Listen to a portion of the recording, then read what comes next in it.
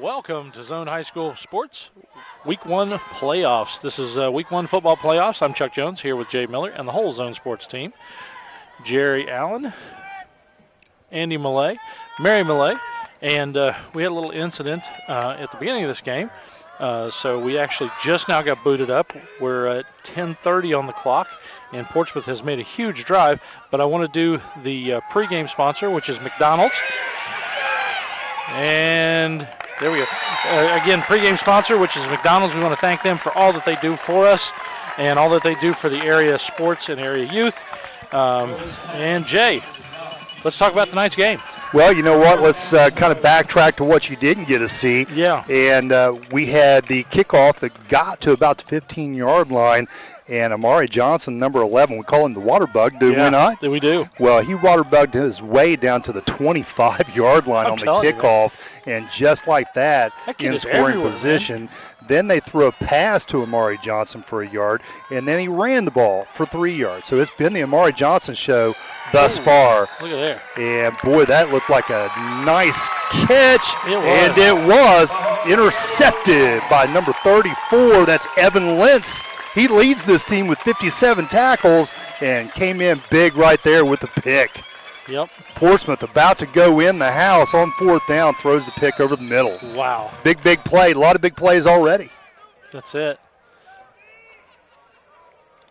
So the Northwest Mohawks, we were going to talk there in pregame a little bit, that these teams I think are going to be similar as far as quality of athlete. They're just totally different in what they do and what their scheme is. Well, I think Northwest came in as the 11 seed, and Portsmouth came in as the number 22 seed. Right. Which is a big difference in seed, but yeah. Like you said, I think they're pretty equally matched in a lot of ways. That's right. Well, Portsmouth plays in a different conference. Mm-hmm. They were 1-5 in the season, but played a whole lot of quality opponents. Northwest plays in our small school SOC division. Yep. And we'll talk about the Sims Valley game that got them into this position this week. That's who they played last week, and the SOC championship kind of hung in the balance there. But they come in here against a team that's played a whole lot better opponents throughout the season, and hence that's where you got 5-1 versus 1-5. How do you get that? Yeah. That's why. These are going to be very equal teams. Northwest, offensively, they play a double wing offense, and they just run it down your throat. Very seldom do they throw the ball. Portsmouth, on the other hand, that was their offense 3 or 4 years ago. But here recently, spread offense, Drew Rowe at quarterback, sprinting out and hitting the open man and letting the kids play in space. Northwest now to the sideline. He is hit and driven out of bounds, and that's Braden Campbell. Again, talking about that Northwest offense, you're talking about strength. Chuck, they're absolutely right. Big up front. Oh, they are. You can look at the field and see it. Big up front. And Coach Bill Crabtree, now in his second season, he is 11-5. He's elected to take his center from the middle of that line and put him in the backfield and at tight end tonight to bulk up that backfield even more. Man. So what you're going to see is a whole lot of grinding look at that right there. Wow.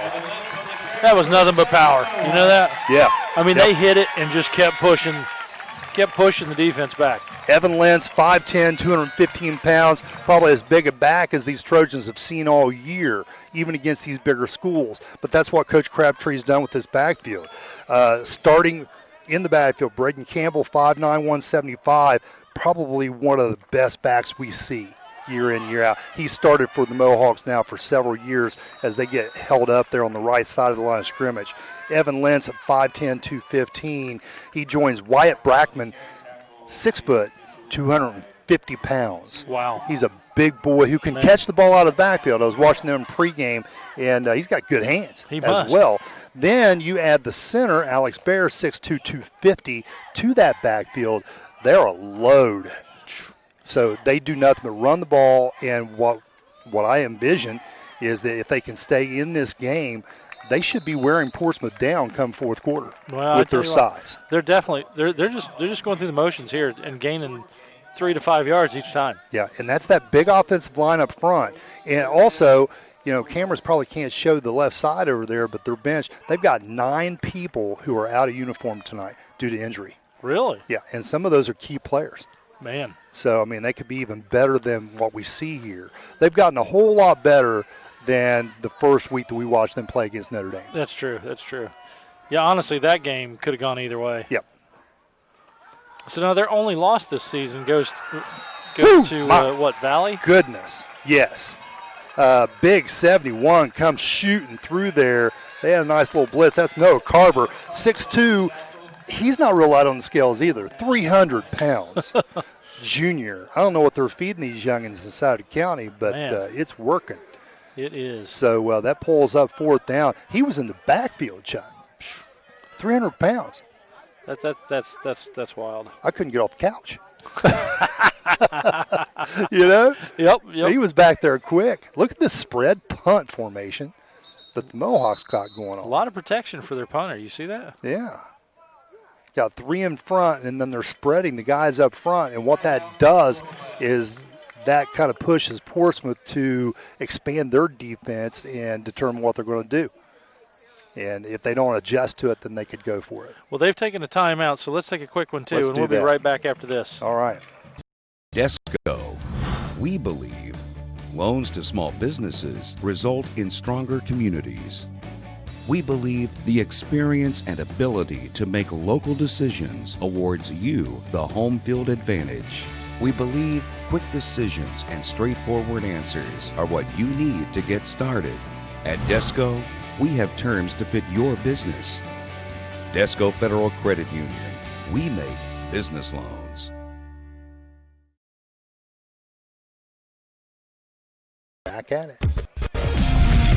You're watching Zone Sports. Game on. And we're back. Big punt. Driven all the way back to, what is that, Jay? Well, it's hard to see from our vantage point, but that's about a 55-yard punt, and it shows now on the scoreboard 21-yard line is where the Portsmouth Trojans will start there. And Amari Johnson has been a big part of that offense so far. I'll tell you, he is quite an athlete. You know, Yeah. I really got to give him kudos. Well, and the thing about it, Is he a senior this year? he's a junior, Junior. and he's only 5'6". I know he's not tall. Yeah. And I mean, honestly, I remember talking about him a lot during basketball season, and love to watch him play. Get out there and play defense on those point guards and just make life hard. Yeah. Talk about making life hard, and a pass out the sideline, and the official there on the side, that's Tyler Smith, the official, calls that a catch. Wow, that was close. So complete pass there. Second down, Trojans. From Rowe, and I believe the receiver might have been Chris Duff, the 5'10 senior. So Portsmouth comes into this game 1-5. They lost to Ironton, and we saw that right here on the zone, 50-9. They went out and beat South Point at South Point. As we get the pitch now to the left side, that's Amari Johnson. He's going to get to the sideline. Oh, my He's gosh. going to get around, and then we got a ring around the neck there. It wasn't a horse collar because it wasn't from behind. Yeah. But he sure got him under the chin. He did. Nevertheless, the Trojans pushed the sticks, and now we have a 1st and 10 again for them. And that's what we're looking at. We talked about Northwest being so strong inside. Portsmouth's going to be fast around the ends. They are. Northwest has lost a couple of kids who have that speed that they're really going to miss out there on those positions. From there, 9-11, Portsmouth lost to Fairland, at Chesapeake, at Dawson Bryant, but the Dawson Bryant game was 66-63. And now Rowe still looking for somewhere to throw, and throws to no one. Out of the pocket, so no grounding call there. Yeah, he got in trouble fast. Northwest applying some pressure there on the left side. They know that Drew Rowe, 5'8 junior, he's going to run around the sides there and try to throw on the run. Receivers, it's their job, run that initial pattern and then come to the ball. Make yourself available and catch it in space. That's what Coach Bruce Kalb has been preaching for these kids to kind of, let's go out there and just kind of play some one-on-one, and try to take advantage of some mismatches. Yeah. 2nd and 10 now. Quick Connection. pass out to the side. Who is that? The 70? Who is that? 10. Well, they're going to say it was Lattimore on the catch. Well, it's beautiful out here tonight. Yeah, it's a good evening. I worried about the rain. I always do. Well, it kept looking like it was going to. You know.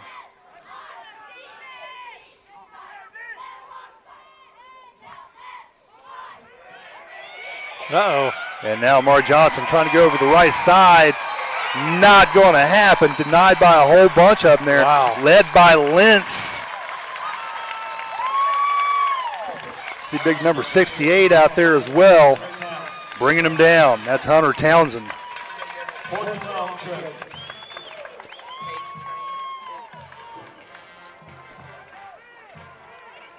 So, thus far, both offenses get on the field and just not able to get a whole lot done. Portsmouth started this game with a big, long kickoff return, about 55 yards. Got them in position to do something, 4 and out. Northwest, 4 and out. And now Portsmouth, for a second time, 4 and out. Pretty decent punt down to the 22-yard line. And now Northwest showing some speed going around the right side. We got a flag here in the background. He's got blockers. Probably going to be a hold that's going to bring all of this back. Oh, man. And he gets all the way to the house. Braden Campbell. Okay, so the junior. But we got Laundry way back here at the 29-yard line. And, Chuck, I've seen this happen with this Mohawks team on a few occasions. Well, this happened the night against Notre Dame. It sure did. You know, they had a great touchdown run, and it was like, okay, that's got to come back. Yeah. But I tell you what, that guy right there that really illustrates Braden Campbell, he's lightning in a bottle. Yeah, he's just quick, and he will electrify honestly, this. He had blockers for a good 60 yards. I mean, just covering everything. Oh, my gosh. What a beautiful sunset. Oh, I know. It looks awesome. Wow. It looks awesome out there. Well, it's a great night for football, and right now the Northwest fans are pretty upset about the call. Yeah. But, yeah, you'll have that. You'll have that. Sure do. Yeah, there's the sunset on the screen right there. It looks beautiful. Absolutely. Thank you, Jerry.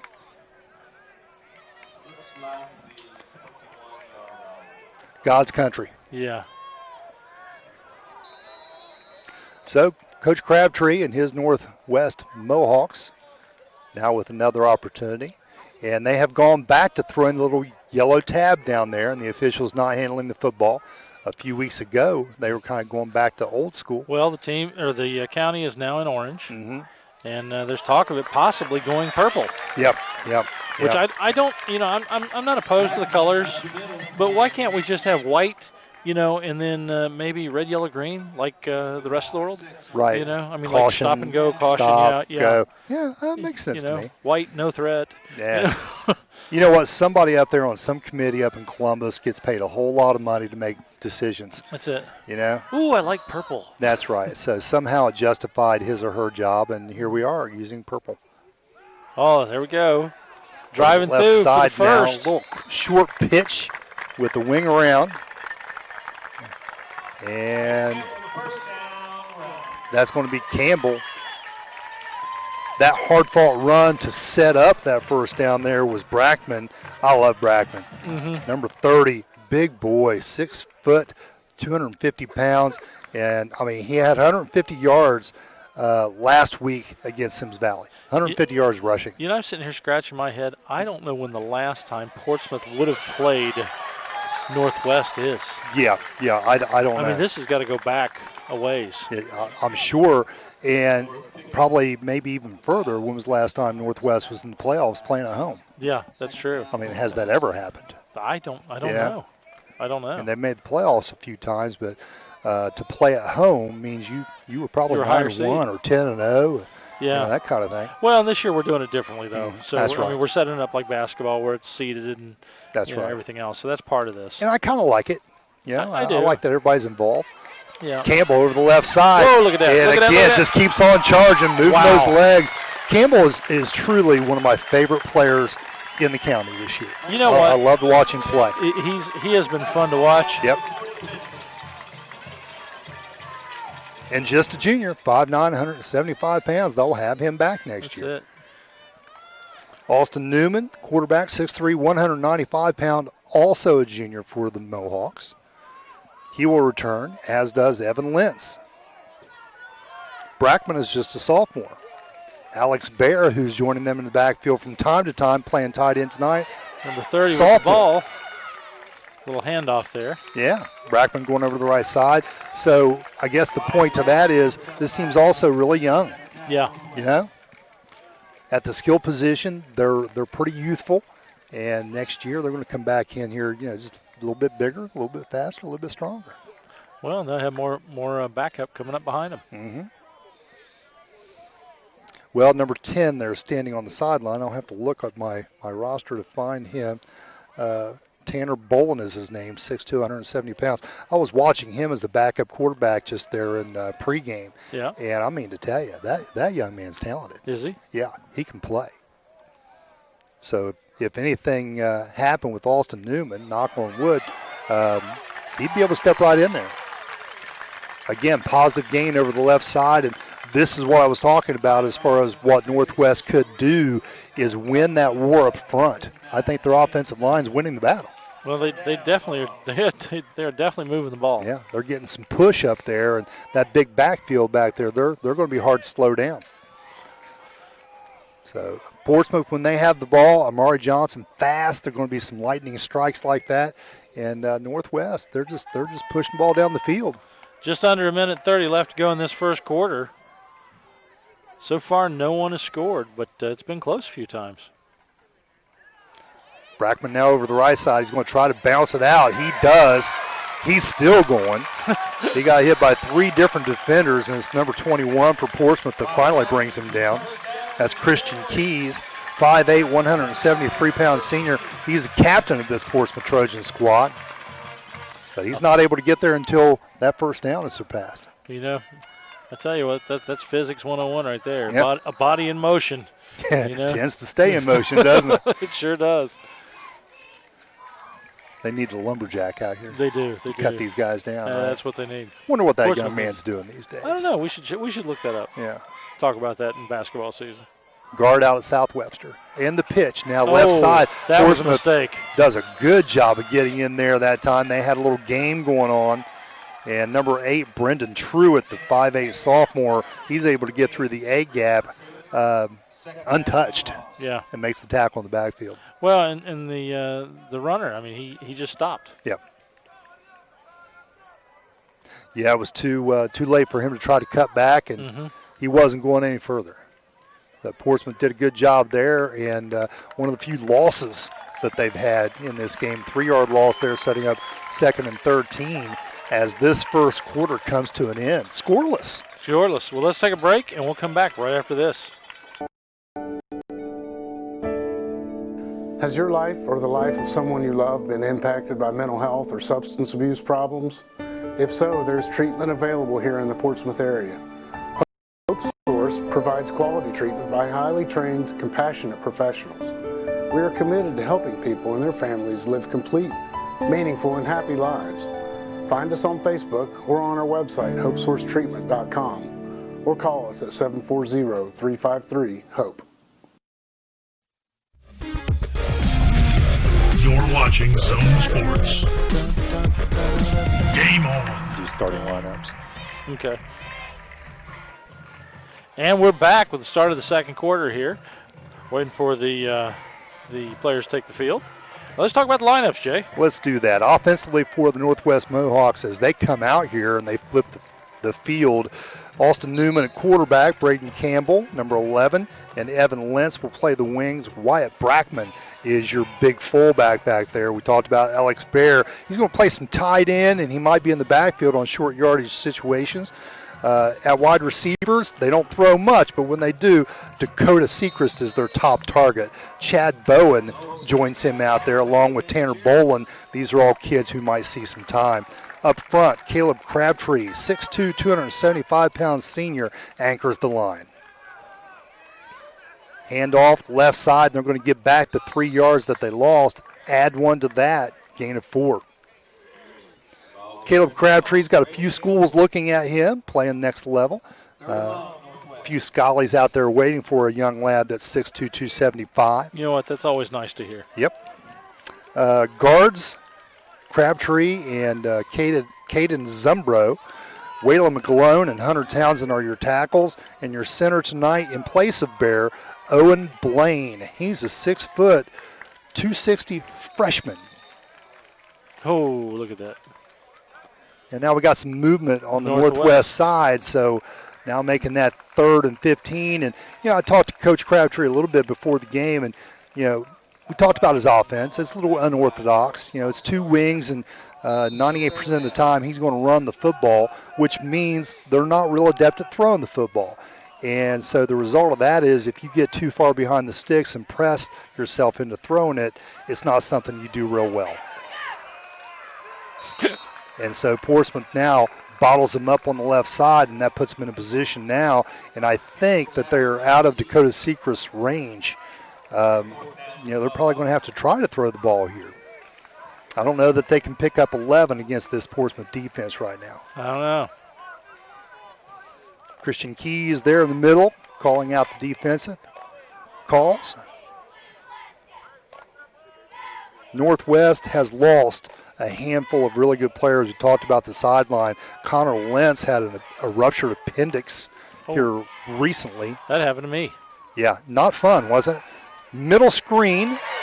Braden Campbell, he will pick up the first down. Steps back inside, he's going to go to the house. Wow. Braden Campbell with the touchdown, and I don't see any flags on the field. Big play for Northwest. But Northwest does not seem like they're celebrating. No, they don't seem happy about it. You see that? And what happened? They are calling a hold on the left side of the field, and that will come back as well. How disheartening is that? That's 2 touchdowns now that the Mohawks have had erased. Wow. The 6 is still on the clock. I didn't even see the flag. And now it's going to go back. I didn't. It was over on the sideline over there. Well, I tell you what, at some point you just got to shake your head at this. Like, my gosh, I don't know what you got to do. Now, I'm not questioning the officiating crew. They got a pretty good one here. Your referee, John Evans, umpire Chad Jenkins, head linesman Wayne Horsley, been in business for a good long time. Yeah. Line judge is Tyler Smith, and Rick Kasler is your back judge. They're a local crew. And now inside handoff. That's going to be Connor Lentz. He gets past the 25. You've got the push, and he's going to fall short, but just short. Scrum didn't make of the line to gain. And so the Northwest Mohawks will now go back to defense after scoring. Well, this is going to get disheartening at some point. That's tough. It is. Caleb Crabtree coming off the sideline over there. He's only playing one way tonight. They're wanting to keep him as fresh as possible. Who all they got out tonight, Jay? Well, other than Lentz, Bryson Johnson has a dislocated kneecap. He may be in this game, though. They might have him back for tonight. Noah Blaine, he had eligibility issues as a result of a transfer. So he transferred, I believe, from Memphis. Really? And something happened in there to where, I don't know, but it didn't work out for him as we have an incomplete pass to the left side. And that's Lattimore again, a long line of Lattimores from Portsmouth. Yes, if you can remember a lot of those Lattimores, very talented. Corey Butler, he's his dad, Brett, is the treasurer out at Soda Tech where I work. Is he? Very good people. Tore his ACL, MCL, and meniscus. I mean, he got it all. Wow. And Ethan Nunley also had knee surgery. He was a transfer from Willisburg. Man. Big run up the middle. He's finally stopped by the safety there at the end of the play. That's number 7 coming in, Bryson Johnson. And, oh, my goodness, that's the young man we just talked about with the dislocated knee. Comes in there and saves the day. Amari Johnson was gone. Yeah, he was. Nice hole up front by that Portsmouth offensive line. And let's talk about them a little bit as well. Starting up front, they all wear 50s numbers. Mylan Brown, Jaquan Pearsall, James Thurman, Rex Smith, and Hayden Urardi. and slipped right at the line of scrimmage. Wow. No gain there for the water bug on that one. And it is slick out here. It is. Yeah, apparently we had a little rain earlier. Mm-hmm. Yeah, it rained up here earlier. Yep. So the footing is a little bit slick. Tried to make a cut there and didn't work out for him. 2nd and 10. 9:19 left to go in this first half. Still no score on the board for either team. It's been a heck of a game. Yep. Drew Rose sets up as your quarterback there. Hands off straight up the middle. He'll try to bounce it outside. He'll get a few before a gaggle of Mohawks brings him down there. I guess a tribe maybe. Yeah. Amari Johnson, the 5'6" junior, starts at the running back. And then they have 4 wideouts that they can interchange. Chris Duff being one of them, the senior, along with Mike Duncan. Mike Duncan also very, very talented and very well known for his leadership on this team. He's a kid who tried out for the quarterback position and lost the job to Rowe. Not disheartened. He said, Coach, put me a tight end. I want to play. I want to help the team. So great senior leadership there. And then Donovan Carr also joins that receiving core. Rowe over the middle. Oh, intercepted at the back end. That's 25 going down the left side. He's still going out of bounds. It's going to be right about the 12-yard line, and that's Zane Gilly, the junior with the pick. Wow. So the Mohawks get back in the red zone again. Zane Gilly, that's something they practiced all summer, I'm sure. The old tip drill, rose past just a little high, receiver got a hand on it, and it made a real easy pick for Zane Gilly. It sure and a did. pretty commendable run back as well. Yeah, it was. He ran that back, 30, 40 yards? Yeah. Yeah, all the way back to the 13. Wonder if our cameras are picking this up. See the steam coming out of everybody's helmets Yeah. as they breathe this out? It's not doing it over here. Yeah. You can use it? No. We have to exert some type of energy, I suppose. Probably. Or Yeah. eat something hot. I'm past that. Eating something hot, I'd be okay with that. That's Yeah. cool. Nothing there.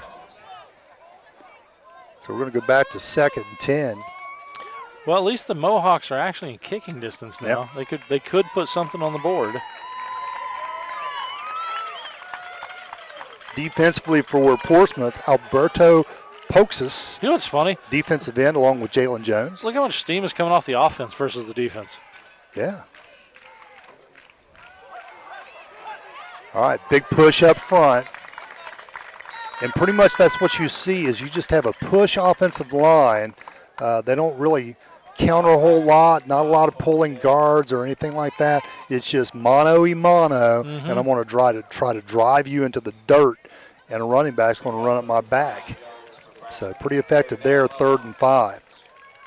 Hayden Griffith, who moved in from Central Kentucky this summer, joined the squad and has a role in there on that defensive line as well. That's number 24.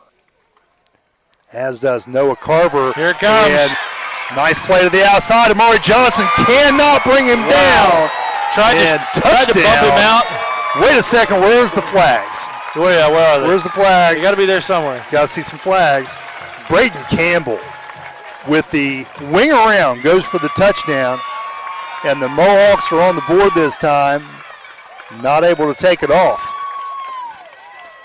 So with 6:47 to go here in the second period, Northwest goes up and Dakota Sechrist will line up for the kick.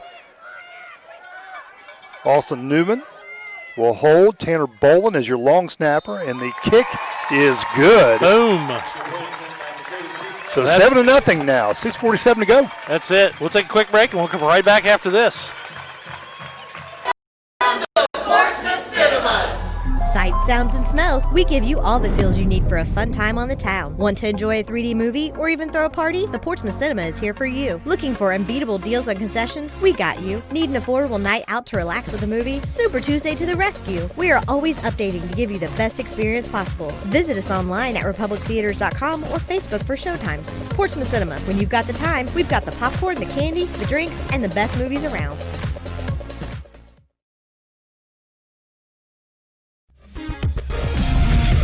You're watching Zone Sports. Yeah, because originally they were at the 13. Then he got up, and it was 3rd and 5 and goal. Yeah. And we're back as we're just sitting here talking about Northwest. Piecing that together, I was trying to determine whether or not they had, if that was goal to go, or could they have gotten a first down. So 5-yard touchdown there to culminate that possession. Braden Campbell puts it into the end zone, and Sechrist will kick the ball out of bounds this time. And I don't think that's by design. No, I don't think so. That was short. All right. It's playoff scores. Yep. Okay. Well, and I kind of thought West would win this week against Chesapeake. Yep. And they'll go back up against Willisburg with that victory. And then play them at Ed Miller Stadium this time. That'll be interesting. Yeah. Be playing them for the 3rd time. They certainly ought to have them figured out by now, huh? They should. At least what they're going to attempt to do. Bunch this side, run right side. Amari on the run, and he water bugs down to inside the 40-yard line. Big pickup by the Trojans. Speed. He is just fun to watch. Yep. I don't care what sport he's playing. Yep. I'd watch him. He's doing underwater tiddlywinks. You know, I'm telling you, he would just be fun to watch. Underwater tiddlywinks. I like that one. Might have to remember that one. Unfortunately, I can't use it because you'll be like, "That's mine." Yep. Don't be using my stuff.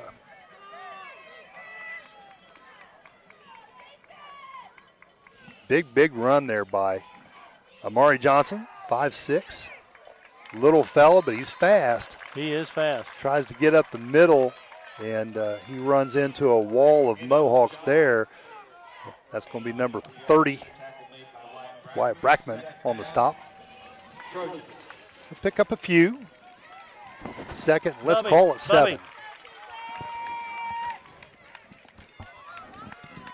Again, the Trojans really spread you out offensively. Got 3 receivers to the bottom of your screen. Bunch set. They're going to throw right side and in and out of the hands of the receiver.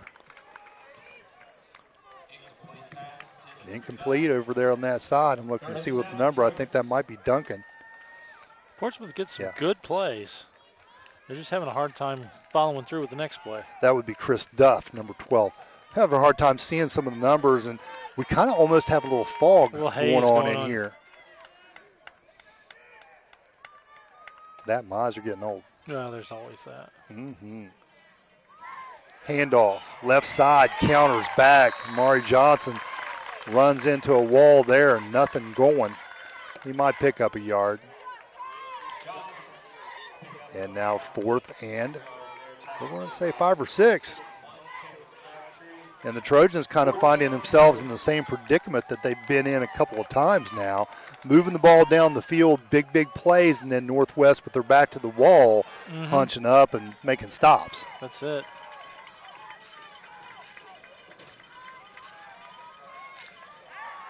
Rowe stepping back. He's going to get rushed. Now he's going to throw over the middle, complete pass, and still up and running. He's going to have the first down. Roll forward. He actually gets all the way up to, looks like about the 10, 12. Sure does. And that's going to be number 14, Mike Duncan. That's the young man I talked about earlier. Very unselfish player. Made himself available. Like Coach Kalb said, you know, we want to try to get these kids out there and open in space so they can operate. And Duncan certainly did a good job of it there, didn't he? Sure did. You know, I want to thank the Northwest staff for their hospitality and letting us come out and do the game and everything. They're always very nice to us. I also want to acknowledge their coach, Mr. Crabtree, and the coach for Portsmouth, Mr. Kalb. I mean, both of them are fairly new coaches to their school systems and are doing great things with their kids. Absolutely. As Rowe there on a keeper goes up the middle. And now they're pretty close. 2nd and goal on the 3. As you say in Euchre, they're in the barn. They are. That's what Bob Euchre says. There's a deal away. Bob Euchre would say something colorful. He would. I must be in the front row. Yeah. Portsmouth doing a good job of really faking touchdown. everybody out, and they're going to get the score there. So Rowe keeps it. He fakes to the right side, and he'll keep it, and he'll go into the end zone for the touchdown, just a yard out. They are tying it up. 7-6 right now. Will they tie or will they go for the run in? Try to get the lead. Well, let's see what the Trojans do. See if they line up. If they do kick, your long snapper is Bo Hammond. Your holder, Mike Duncan, and or it could be Tyler Duncan. And it looks like they are not going to kick, so that's all for naught. Rowe with the snap, going to roll.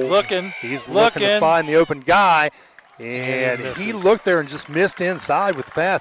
I think he had the opportunity to connect there. He did. It was just off the mark, wasn't he? It was. Yeah. I will say that was a bullet throw, though. Yep. So we'll go ahead and take a quick break, and we'll come back right after this. Library isn't just a source for books anymore. We are activities. We are local history and genealogy. We are entertainment. We are DVDs and books on CD. We are online.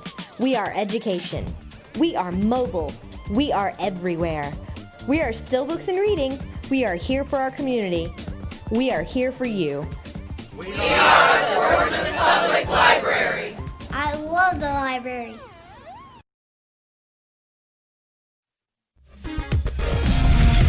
You're watching Zone Sports. Game on. And we are back. 7-6 is your score here in this first round playoff game between the Northwest Mohawks as they entertain the Portsmouth Trojans. Big game tonight, and we're going to see who moves on in the next 2 quarters and 3 minutes and 49 seconds. Oh, a little squib. Yep. Well, they tried a little trickery there, tried to basically kick it off one of the up men for Northwest, and they were successful there. It did bank off of him. It did. But the young man there to his left was able to cover it. So good job on special teams there for the Northwest Mohawks. Few sponsors in tonight's ball game we want to thank. We want to thank Barber's Auto Parts as they support area youth. Also want to thank the Suburban Transmission and the Ralph Scott Funeral Home. Want to thank them as they bleed red and blue. Also want to thank Flowers Monument out there on Lucasville-Menford Road and the Irwin Dotson Funeral Home there in Menford as they are big supporters of tonight's game.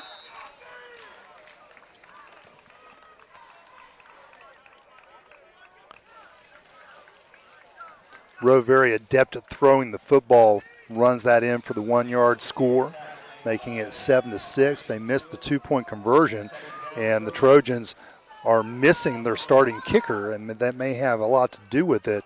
Number 6, Joel Bowling, and he's a senior. He set the completion percentage record last year for the Trojans, but had a COVID contact and had to go in 2 weeks of quarantine. So the Trojans missing their kicker, and I love that. I love that run as Braden Campbell comes out here, waits for that blocker to do something with that man, and then cuts off him. A lot of running backs, they just don't have that ability to be patient and let the blocks get set up for him. And because he was able to rip off a pretty good run there. 2:43 left to go in this first half. 7-6 is your score as the Mohawks lead the Trojans. Yep. And looks like we're going to have an official timeout. Looks like maybe an equipment timeout as they speak with a young man from Portsmouth there. I'd love to just take these games and just dub in different things. It's like, all right, son, could you go over and get me a hot dog from the concession stand? Oh, goodness gracious. Yeah, there you go. Get a little hungry out here walking back and forth on the field. That's Reed Pendleton that had to leave the field. So my guess is they had a little equipment issue. They'll take care of that, and young Mr. Pendleton will be back. Pitch back Braden behind Campbell the line. left side. He's Look got at him room. go. Man, fumble. Who recovered it? Looks like Lentz comes up with the ball as Braden Campbell again pushes the chains. But Braden Campbell's coming off the field, and you can see that's a left shoulder issue he's got. As he comes over, I don't know if you can show him, Jerry. Right over here, looks like we've got a left shoulder issue as he comes in. Number 11. Number 11 here coming over the side. And he might just have a little stinger there. But he was in pain as he hit the turf out there. Oh, they slammed. And he's one that they don't want off the field, that's for sure. Taking that run the other side, they give it to Lentz up the middle. And boy, I tell you what, he was an ankle tackle away from taking it to the house. He sure was. Mohawks pushing hard to get another touchdown on the board in this last 2 minutes for the first half. I tell you, this Mohawk offense, it's abusive. Whew. More sponsors tonight. We want to thank J.D. Niddle, their service station, as well as the Haunted Asylum. Also, Holbrook's Hometown Pharmacy out here in Lucasville. Want to thank the Tri-State Cell Phone Repair up there in Wheelersburg, as well as Daler's Funeral Home in Portsmouth, Mott's Pots in Sciotaville, and Cottle Trailer Sales. Big thanks to all of them as they support tonight's playoff game. Well, I'll tell you what, I love that right there. That's Zane Gilly coming around the end. He's in there for Campbell in that left wing spot. They pitched to him, and he absolutely refused to go down. Even after the whistle was blown, Portsmouth was still trying to manhandle him. He said, I'm not going down. Yeah. I'm not going down. It's not happening. And he didn't. Kind of go to the eye now. They're going to give it to Lentz there over the left side. He'll get a little bit, but not too much, as Portsmouth shows a little bit of stoutness there. And Northwest will call a timeout here. We have a timeout. Andy, do we need to take a break? All right, so we'll take a quick break, and we'll come right back after this. Everything your customers see tells a story. Let the UPS store help you tell the right one. We do printing, packing, notarizing, faxing, shredding, binding, consulting, creating, designing, returning, mailboxing, and of course, shipping. Together, there's nothing we can't solve. Stop by our locally owned and operated UPS store on 11th Street in Portsmouth today to see how we can help you with everything your small business needs.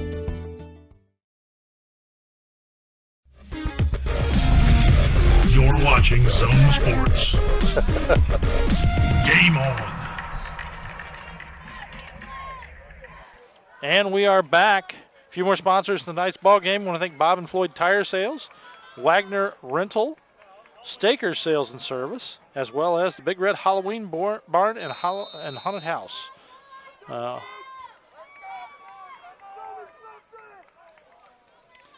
Third and about 6 now. And over the right side, that's going to be Brackman.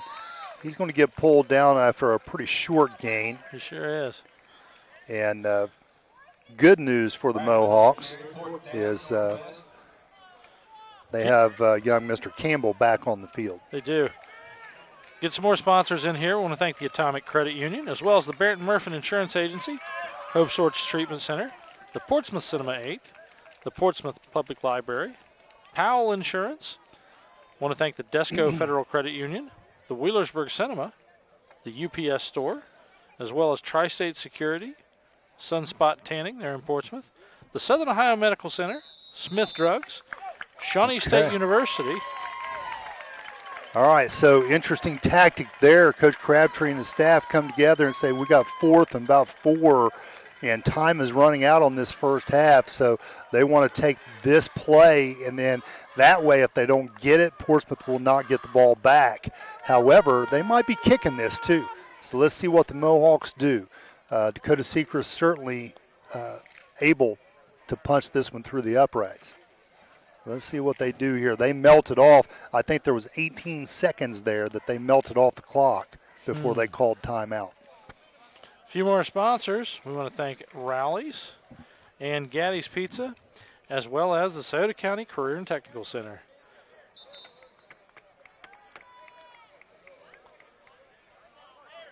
Big thanks out to all those sponsors as they bring you Week 1 playoff action here on the Zone. Make sure you get out there and tell them how much you appreciate their sponsorship in bringing these games to you. All right, so now this kind of makes a lot of sense. If you do intend on kicking this, you want to make sure that Portsmouth doesn't get an opportunity. So make this the final play. And so Dakota Sechrist will come out here. Here's the kick, and it is short, and it's well off the mark there. I don't think it was a good hold, but that will be the final play of the first half. And the Northwest Mohawks with a 7-6 lead. Huge. Yeah. It looks like right now, they're the favorite. It's as good a game as I thought it would be. Again, we talked about two different styles of offense going up against one another. And right now, that black and blue division looks like it's coming along pretty well. Sure does. Well, looks like the band's getting ready to come on, so we'll take a quick break and come back with the halftime right after this. Wheelersburg Cinema has been entertaining the area for over 40 years with the latest movie releases. Our friendly staff will treat you like family from the minute you walk in to buy a ticket. Our snack bar has all your favorites, especially the fresh popcorn. Show up early and have some fun in the arcade, or just head on in to get the best seats in the house. Bring the whole family and enjoy the personal touches from this locally owned and operated cinema. Wheelersburg Cinema, 8805 Ohio River Road in Wheelersburg.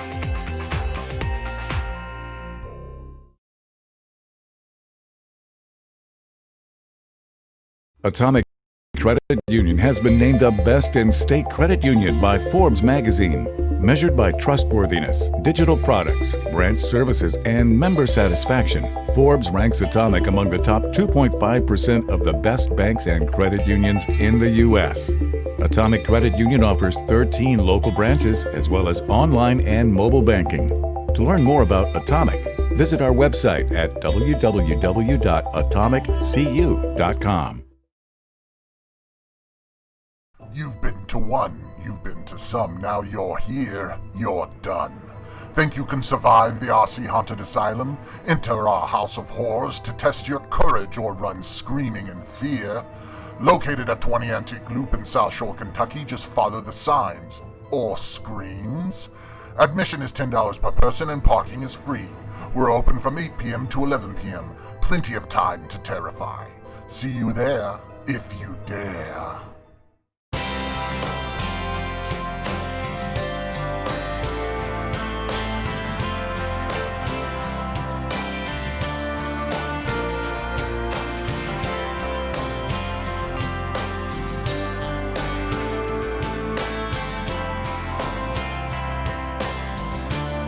Nearly 70 years and 3 generations experience under our belt, we can proudly declare we were here for you yesterday, and we will be here for you tomorrow.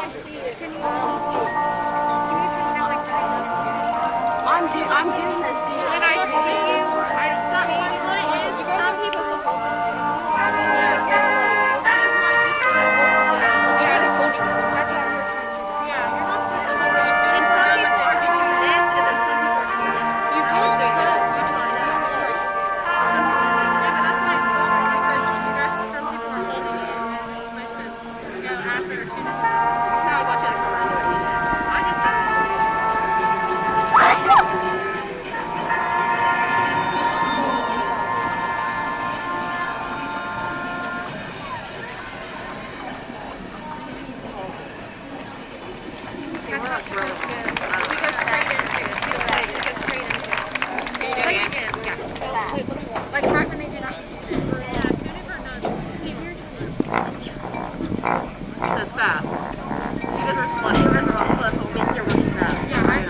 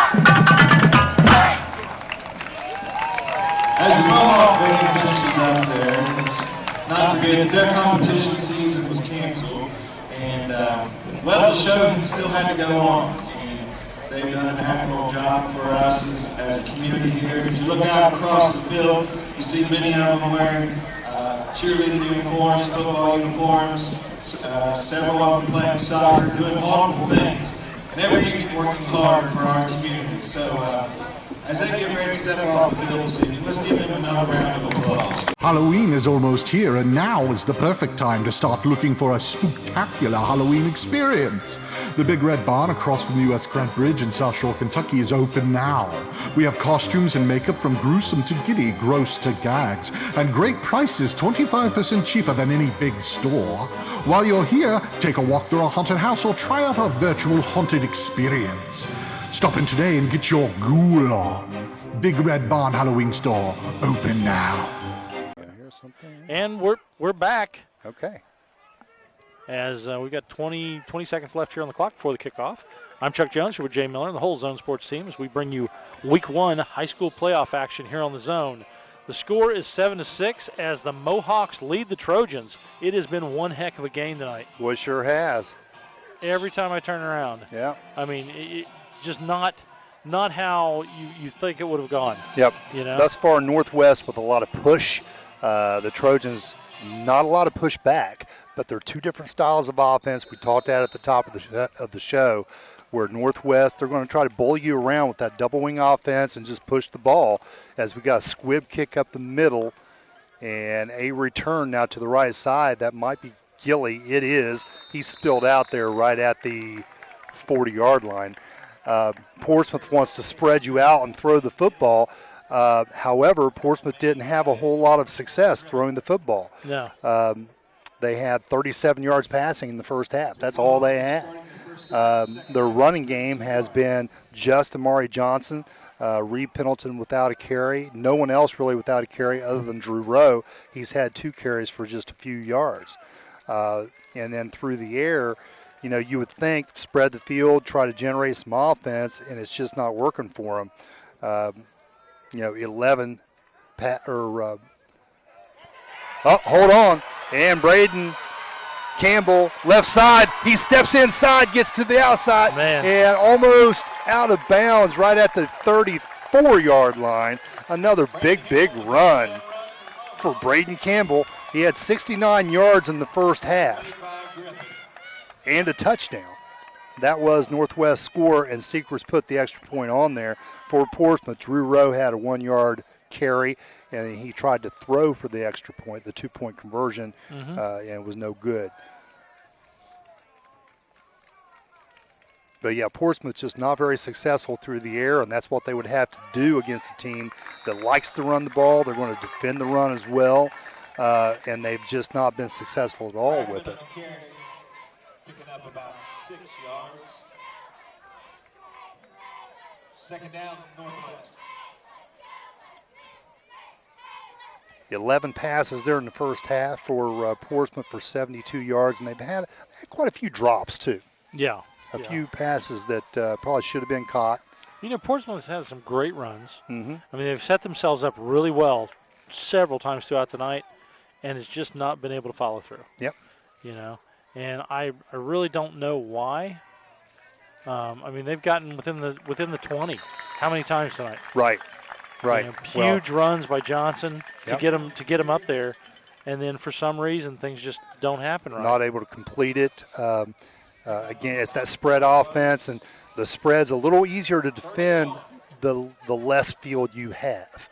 That's true. The defenders can kind of close in on that. That window of opportunity tends to close a little bit.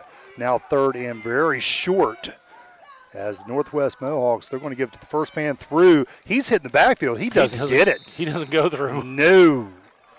Most definitely not. Looks like a loss of about in there. So number 30 there. Brackman, 250 pounds, not enough. Now fourth and a foot. They'll go for this, of course.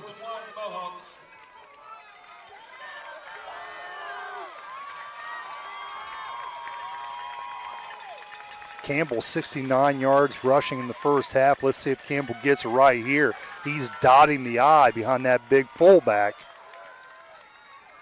A wing to the bottom of your screen. It's going to be a quarterback sneak, and they're going to bully ahead and get well enough for that first down. So first down, Tyler Smith, the official here on this side, points that direction. Well, I tell you what, I really would love to know when the last time Portsmouth and Northwest played. Yeah, I don't know. I really don't know. Because I don't ever remember it. Well, they don't cross paths because they're in two different conferences, and Portsmouth's conference is a much bigger school conference. Mm-hmm. So, they're not looking to Northwest as a non-conference game. Right. So, I don't know. That would probably be a Dave France question. And if I saw Dave anywhere near us, we can ask him. I'm sure he knows that off the top of his head. He probably coached does. Here for a number of years, been athletic director ever since. Is that him down there? And now Braden Campbell to the right side, charges forward, still moving. And, I think that is him. If he gets near us, we'll have to ask him that question as Braden Campbell picks up another chunk, 8 yards there on that first down play. Well, the only reason that perplexes me is you think about it, how often, Portsmouth plays Valley, as a fun game. Mm-hmm. They played Wheelersburg forever. Mm-hmm. We know that they play West. Right. However, Northwest dropped down into the small school division of the SOC. Yeah, but that wasn't that many years ago. Right. Counter to the left side, Braden Montgomery. He's got the first down and then some. Down inside the 10-yard line and now to the 7. So we're going to take it to first and goal now. Mohawks with a great opportunity, and the Trojans with their backs to the wall here, just not able to stop this punishing running game as of yet. Northwest kind of had their way there in the first half. They just had a couple of touchdowns that were called back. Yeah. Big plays. Yeah, if one or both of those weren't called back, we'd be looking at a big different score here. All this could very easily be 3 scores to 1. Mm-hmm. Single back now with Brackman. He's going to carry it up the middle. He is swallowed up there. He and was. I'll tell you what, that's big hit contention right there, because Noah Carver did the same thing in the first half. Remember I said 300 pounds. He's a big boy. I couldn't get off the couch if I was 300 pounds. And he's hitting that gap fast. He is. He hit him in the backfield about the same time he got the ball. He sure did. So I tell you what, you might not say a lot real good about the Trojans tonight, but I like Noah Carver up front. Mm-hmm. He's getting some work done.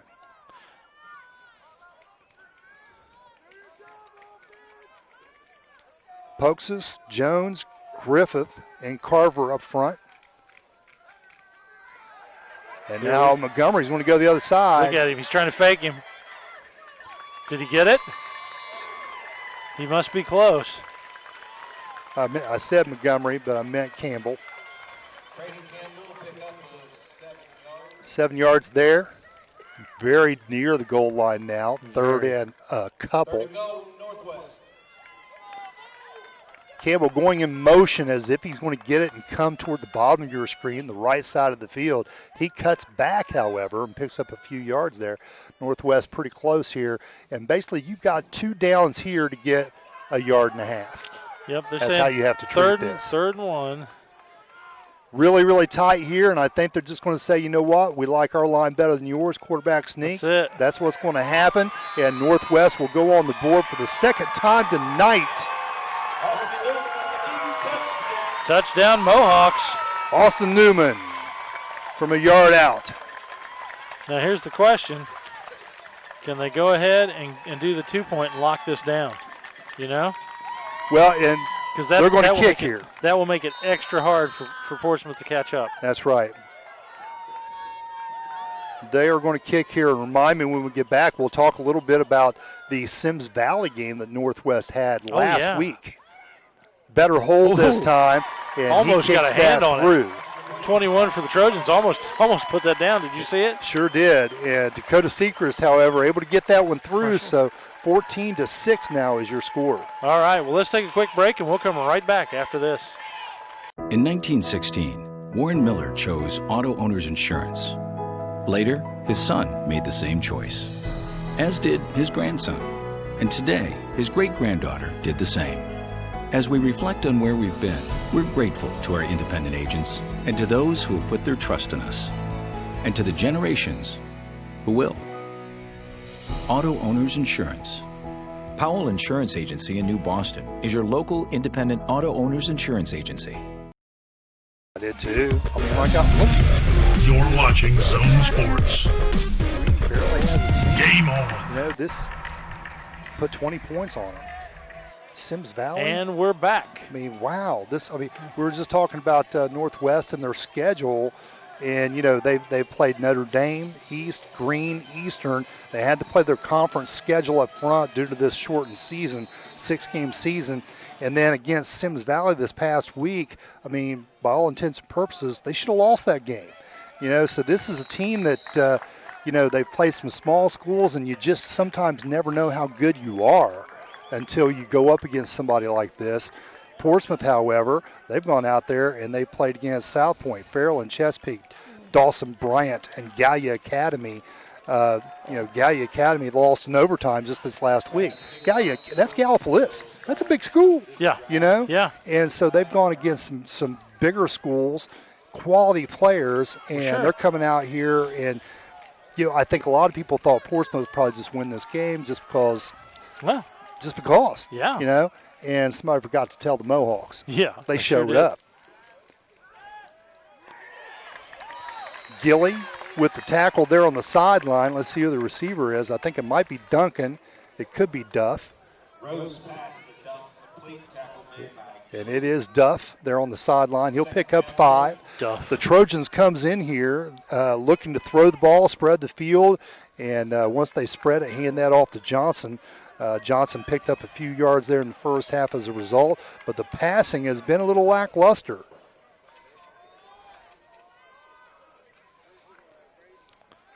Well, the Trojans are going to have to do something, and that's Townsend just thing. about brings him down, and they're going to have a flag on the tail end of this as Brackman lays Rowe out on the sideline. They're going to call that a late hit, unprotected, something or other, I don't know. But Brackman laid him out after he had let go of that ball. Yeah. So you're going to tack 15 yards onto this and put Portsmouth into Northwest territory. That first half, as we look at the scoring, Braden Campbell scored in the second quarter with 6:47 to go. Seacrest kicked the extra point.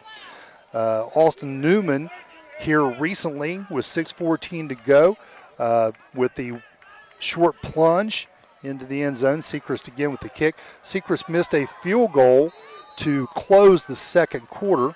And for Portsmouth, in the second quarter, Drew Rowe from a yard out, and they missed the two-point conversion. They're going to throw to the right side. That's Amari Johnson.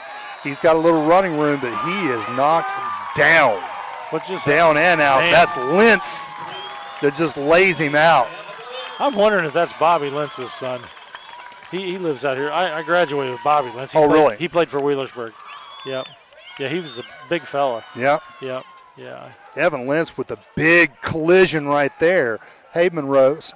That might be your boy. Might be. 2nd and 5.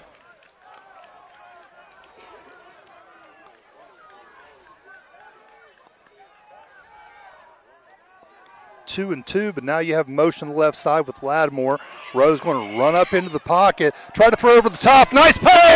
And he backs it to the end zone. Touchdown, Portsmouth. Wow. Rose just buying some time, gets the ball out there to Michael Duncan, and for 40 yards, the Trojans score with the opportunity of tying this thing up. They sure do.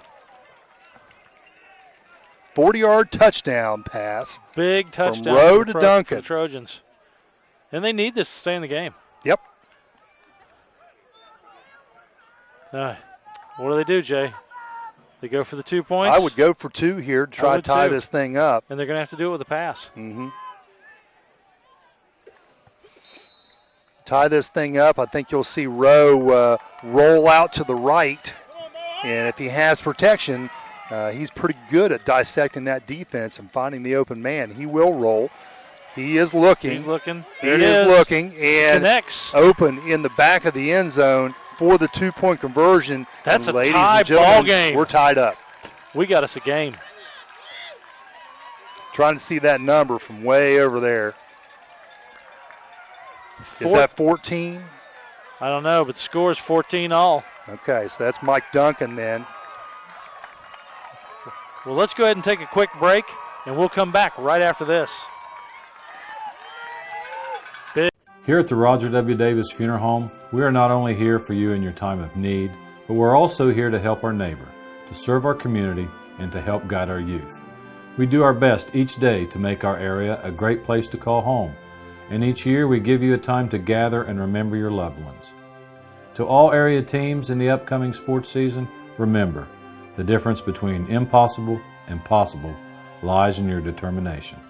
Good luck from all of us at the Roger W. Davis Funeral Home. You're watching Zone Sports. Game on. Welcome back to everybody who's been watching, and if you're just joining, you just got in time to watch a game. Yep. 14-all, both teams are tied. First round playoff. Here comes the kickoff from Portsmouth. How about that? And I think it might have been Duff, number 12, who actually had the 40-yard touchdown reception. As we've got a little volleyball set back there. That was a jump. Did you see that? Yeah.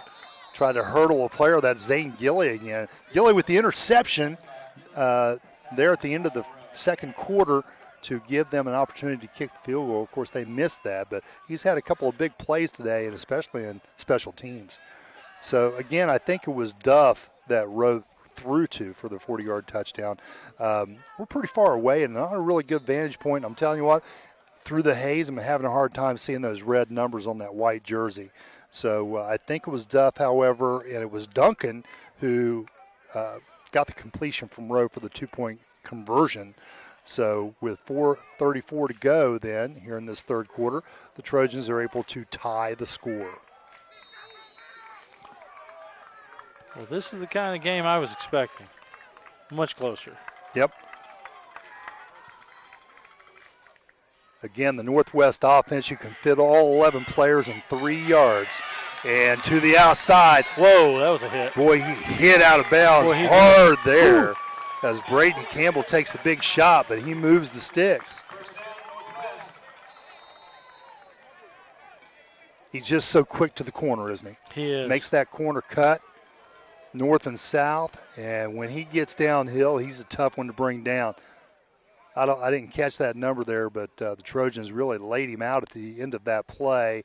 And speaking of laid out, we have an injury there for the Mohawks on the field. Well, we'll go ahead and take a quick break for the injury, and we'll come right back after this. Let's do that.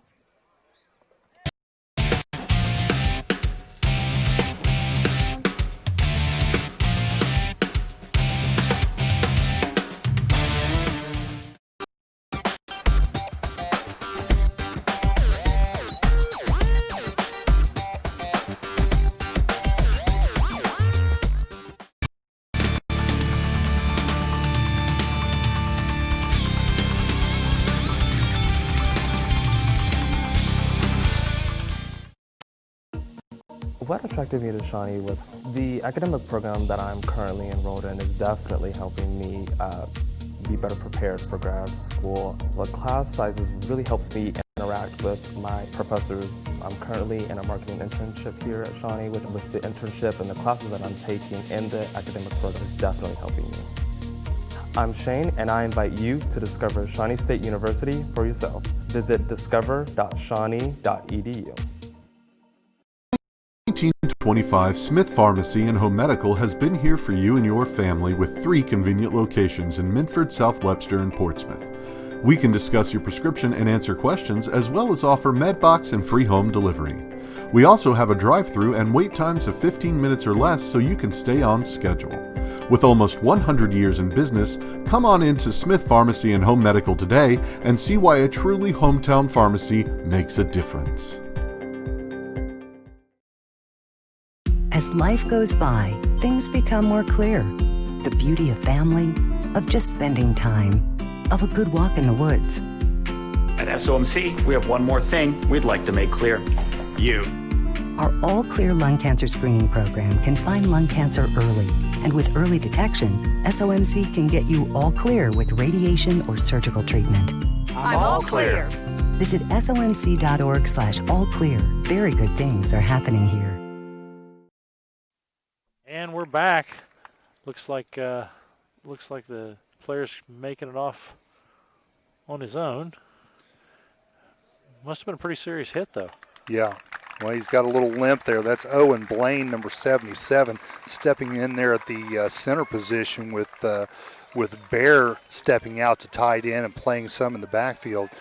So we may see Bear go back to his center position. We'll see what they do as far as the lineup goes. But they're going to miss Blaine there in the middle. 6 foot, 260 pounds as a freshman.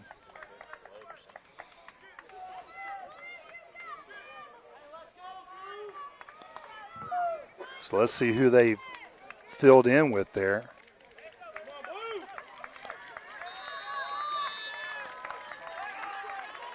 So that's going to be 53. And I don't have a 53 on my roster. I don't know. Here's the snap. Left side getting pulled down there again. I believe that's Noah again for Portsmouth. Noah Carver, 71, I believe, was the guy that was in on that. Now, we were just talking off camera about who tonight's winner will play. Right, right. And you had said it's Columbus Bishop Reedy. Yeah, they'll be traveling to Columbus to face a 4-2 Bishop Reedy team. They were the Mid-State Ohio Conference champion, and no stranger to the postseason tournament. Definitely not. They're the number 6 seed. I don't know if we've talked about this evening, how teams are stacking up. Mm-hmm. Ironton is the number 1 seed. Right. You know, then we have West Lafayette Ridgewood seated as number 2. Okay. Wheelersburg is seated at number 3. I'm looking here for the 4th seed, which is Gahanna Columbus Academy. Seed number 5 is Canal Winchester. Canal Winchester Harvest Prep. Then seed number 6 is Columbus Bishop Reedy. Tell you what, the Trojans did a really good job of defending that. They just dropped a little bit, and I think that has allowed them to get the first down. Let's see how close they are. And yes, they will move the sticks here. That was a big play there, Chuck. 3rd and 5, and they were able to get 6 out of that. That's it. So staying alive here offensively, offense becomes so much more important when you have such a close game and now tied 14-14. You can't squander any opportunities. That's true. Seed number 8 is Baltimore Liberty Union, or number 7 rather, and seed number 8 was the Johnstown Johnnies. Braden Campbell there over the left side. He's going to pick up 4, call it 3. So 1st and 7 for the Mohawks. Defensively for Portsmouth, Poxis, Jones, Griffith, Carver up front. Leo Poxis. Oh, we got a Jones out there? Is playing the nose. Christian Keys, inside linebacker, captain, along with Brendan Truitt, Bo Hammond, and Donovan Carr at linebacker. Darion Bryant, Devin Lattimore, and Amari Johnson are the secondary. As Braden Campbell again goes over the right side. They're getting a big dose of Braden. Braden Campbell with the speed back there. The rest of those guys, they've got some speed but more power as they're all above the 200-pound mark. 3rd and 6 as we have just under 2 minutes left to go in this third quarter. Similar situation. Let's see if they go back to Campbell going around the end. It picked up 6 last time. This time they're going to screen to the left side, and they missed the block out there on the corner, and he comes up and makes a play. That's Lattimore bringing him down. Check that. Christian Keys got out there and made the stop. So a gain of about 1 yard, puts it at 4th and 5. Yeah, so Northwest now they probably need to punt this out here. Let's see if that's what they elect to do. 4th and 5 to go with 1:10. You know, I think they're going to go for it. They are going to go for it. That gives Portsmouth pretty good field position. It sure does. If they don't get it, the end around, and they do get it. Wow, what a play. Wow.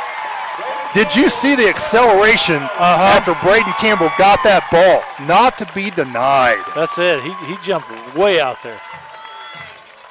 Big play, and that's back-to-back now. Braden Campbell runs the push the chains on 3rd and long. He is your go-to guy tonight and could very well be your Toro Loco valuable player. As we start thinking about some of those top players in this contest. A little movement up front, no flags, and they're going to grind out a few yards there up the middle. That could be Brackman or Lentz. It's going to be Brackman. He'll pick up 3. And the Mohawks continue to grind meat here. Grind meat? I mean, that's what it looks like. They're just forcing themselves down the middle. And so this third quarter will come to a close with the score tied, but Northwest on a roll. They are. We'll be right back after this. Painting today is no longer about being a darker shade for an upcoming event. It's about how finding the right shade can spark something on the inside. It's about a personal glow that reflects a more positive outlook and being comfortable in your own skin. Because in the end, regardless of anyone else's opinion, when you like how you look, you feel better about a lot of things. Sunspot Tanning Salons.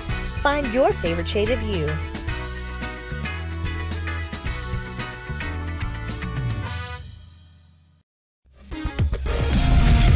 You're watching Zone Sports. Game on. Northwest going to beat it. Yeah. I think Northwest scores on this drive. Yeah. And Portsmouth, they just have to rely on the big play. Yeah. And we're back. Hey, we were back on, and we were just talking about that.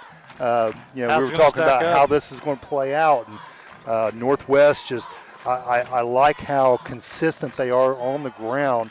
Again, grinding meat, just pushing the ball down the field. And we talked a little bit before the game, and Coach Crabtree, said if we can hang with this team for 3 quarters, they're so big and physical up front, we might be able to wear them down. And I think maybe that's what's happening here. That's what it's looking like. Yeah, they're really making some hay now in Portsmouth territory.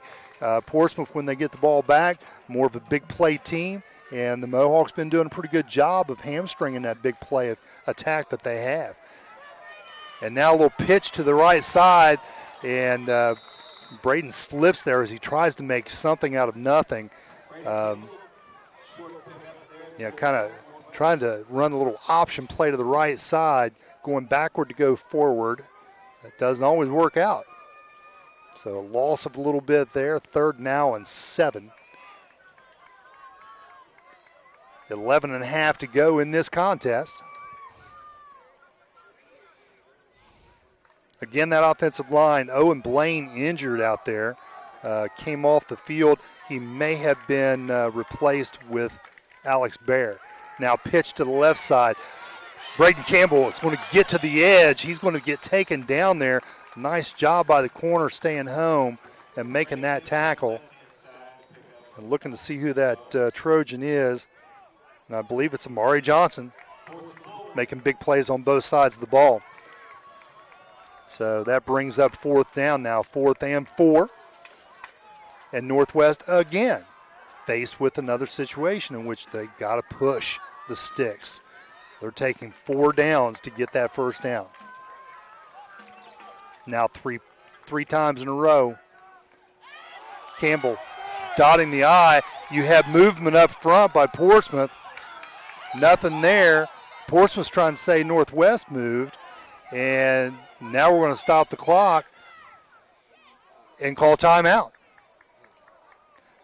So I think maybe what was going on there is Northwest was trying to get Portsmouth to jump.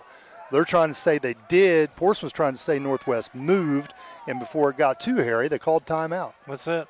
Well, we'll go ahead and take a quick break, and we'll come. Oh, no, Andy says he wants us to keep talking. No. That's a switch. Well, you don't hear that often. No, sometimes he lets us talk. Well, it looks like the officials are really kind of studying it here. Yeah. So let's talk about the Sims Valley game. Yeah. This game's been moving so fluently, it's hard to kind of get some information in there. But Northwest played at Sims Valley, and they were down. Let me think about this. Got to make sure I get my facts straight.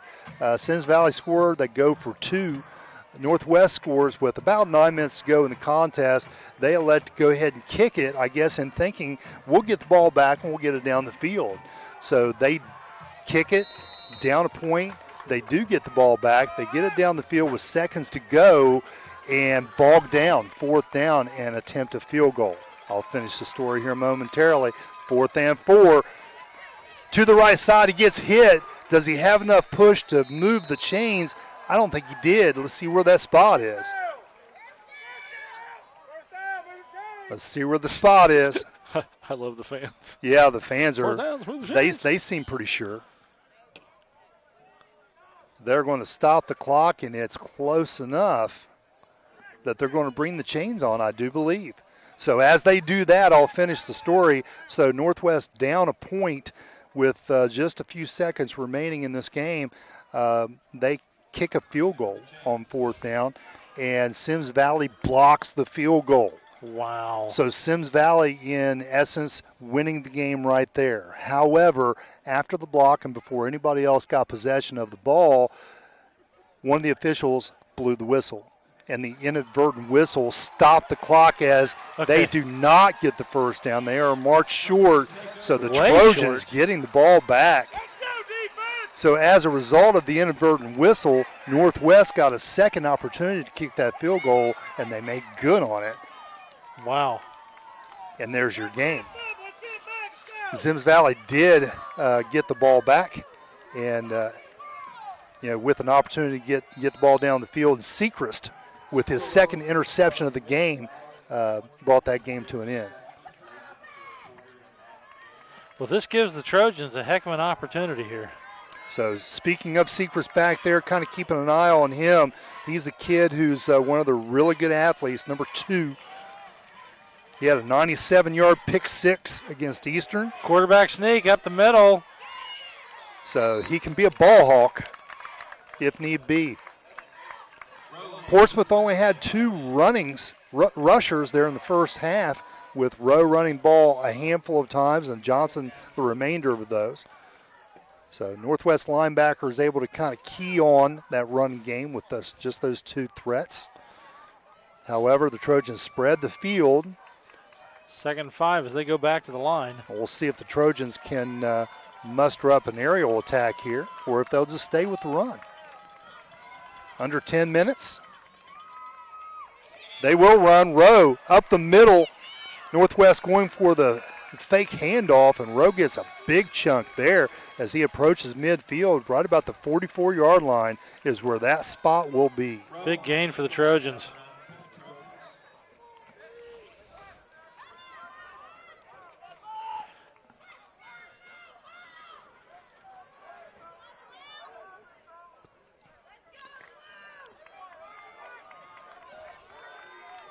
Now 1st and 10.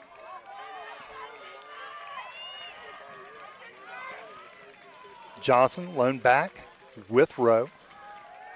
Rowe's going to roll to the left. Oh. He's going to throw low out there to the intended receiver, and that looks like number 3. Yep, Darion Bryant, the 6'3 junior.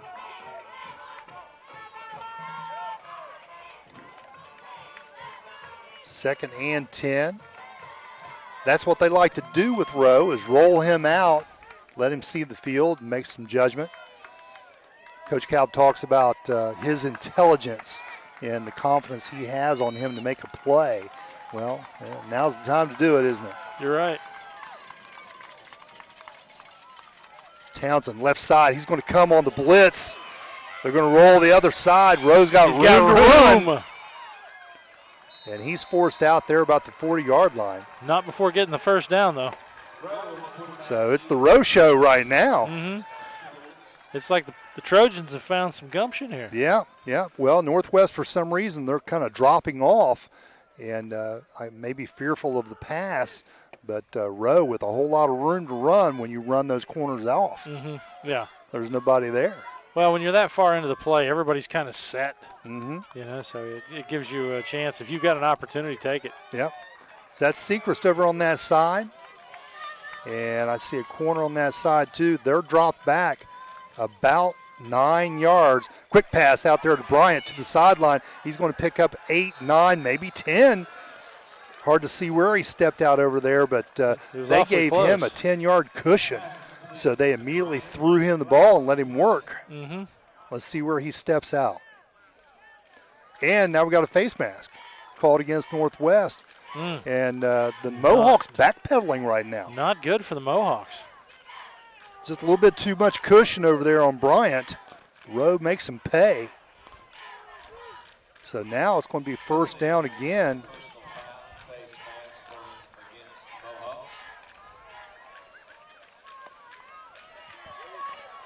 All the way up inside the 20. Yeah, Coach Crabtree, he talked about the keys to the game and, taking care of the football and ball control and that kind of thing. They've been doing pretty well, but mistakes. We can't make a whole lot of mistakes against this team. Had a couple now. Rowe with 2 backs. Pendleton's going to go in motion. And Rowe will now throw the wheel route. And that's incomplete to Amari Johnson, just off his fingertips. Had he caught it, I think he would have been laid out there by Braden Campbell. I think so. Yeah, and he'd have lost yardage there too. It's just hard to tell. Amari, when we talk about him being a water bug for a reason, he's very, very shifty. He does have the ability to make people miss. But the Mohawks had a little bit of backup there, too, with Gilly on this side. And quarterback the handoff to Pendleton. All the way Low up to with the first. spin. And another spin, and he's in. So, touchdown. from the 19-yard line. The Trojans get in. Wow. And that was all Drew Rowe on that possession. 19-yard touchdown with 8:39 to go here in this fourth and final quarter. All right, Jay, what do? Do you kick it? Do you run it? I would think they would kick it, but it doesn't appear they're gonna. They're going for it. They went for 2 earlier in the game, and again, we talked about their starting kicker is not in the lineup because of COVID contact. Yeah. So that could very well be the reason why they're doing what they're doing. He's getting chased from behind. He's going to throw it high, and that's off the hands of the receiver. I thought he might be able to pull it in, but I think he was afraid he was going to be out of bounds, and I believe that's 12 for the Trojans. Chris Duff that's not able to reel that one in. That was close. So the two-point conversion, no good. That could come back to haunt the Trojans. It could. Well, you know, that was the big thing in the Clifford years. Yep. You know, go for two. Go for two. Sometimes it went good. Oh, looks like we're going to take a quick break. We'll come right back after this. Atomic Credit Union has been named a Best in State Credit Union by Forbes magazine. Measured by trustworthiness, digital products, branch services, and member satisfaction, Forbes ranks Atomic among the top 2.5% of the best banks and credit unions in the U.S. Atomic Credit Union offers 13 local branches as well as online and mobile banking. To learn more about Atomic, visit our website at www.atomiccu.com.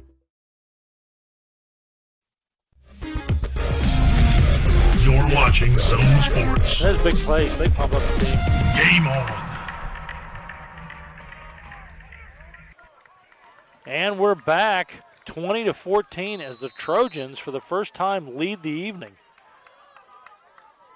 Deep in the fourth quarter. Big play there by Drew Rowe. 19-yard run. Had a couple of twisting moves there as, again, try to hit an up man, and doing a good job of covering that thing up. That's number 32, James Reif, 5'10" sophomore, getting on that ball. Yeah, they purposely try to hit one of them with it, and then they can come away from that with that carom and take over. I'll tell you what, the Mohawks are definitely lucky they got on top of that ball. Yeah. Well, but the flip side of that is you run the risk if you don't get it. Look at the field position Northwest is enjoying right now. They sure are. Wing to your left side, I formation. Caden over the right side. He avoids one, carries two, sold some popcorn along the way. The young man does everything out here. He does. And he picks up a pretty good chunk. So about 5 on that play. 8:20 left to go in this ball game. We'll call it 6, 2nd and 4. Trojans are going to have to stop them if they want to keep this lead. 8 minutes to go. You would assume that Portsmouth will get the ball back, but perhaps not with a lot of time. And again, a run over the right side. We got a flag. We got a flag, and we're going to get a hold over there. It looks like that might be on, I don't know now. I'm looking at Lentz and thinking that he held, but he turned around and started clapping. So this will go against the Trojans. Whoa. So they already had what appeared to be enough yardage there for the first down on Braden Campbell's carry. And now with the penalty, that really moves them into it sure does. A scoring position here. It does. Well, this is a precarious situation for the Mohawks because they've not only got to get the touchdown, but they've got to burn enough off the clock. Right. So the Portsmouth can't without some kind of huge play. Yeah. Well, they'll take what they can get. And then hopefully their defense can step in there as Braden Campbell goes over the left side. The Trojans doing a pretty good job of stringing that play out, but Braden Campbell still gets 8 yards. Wow.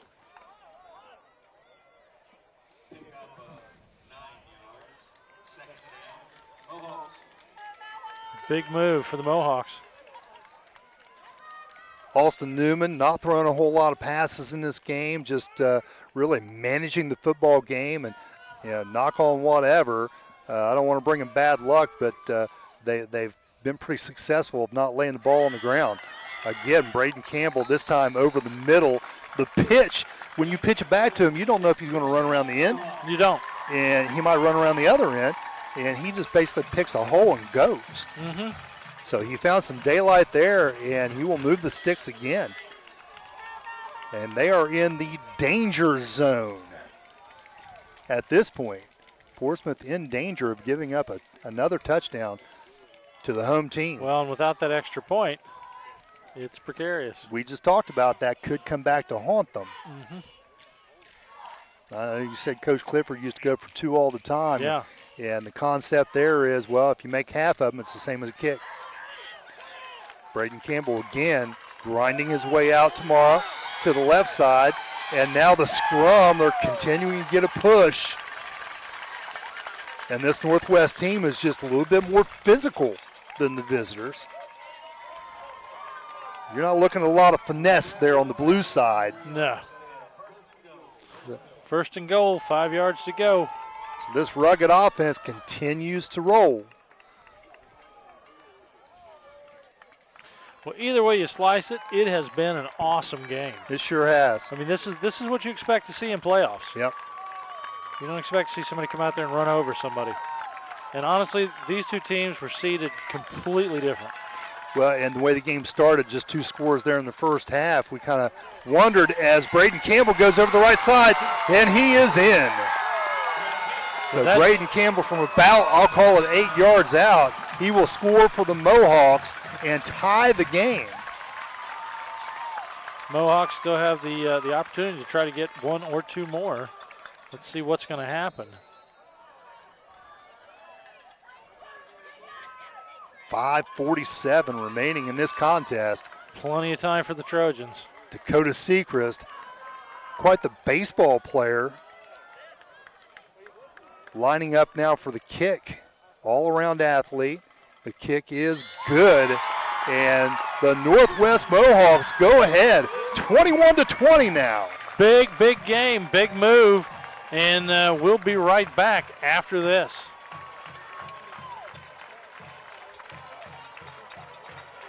Since 1925, Smith Pharmacy and Home Medical has been here for you and your family with 3 convenient locations in Minford, South Webster, and Portsmouth. We can discuss your prescription and answer questions, as well as offer MedBox and free home delivery. We also have a drive-through and wait times of 15 minutes or less so you can stay on schedule. With almost 100 years in business, come on into Smith Pharmacy and Home Medical today and see why a truly hometown pharmacy makes a difference.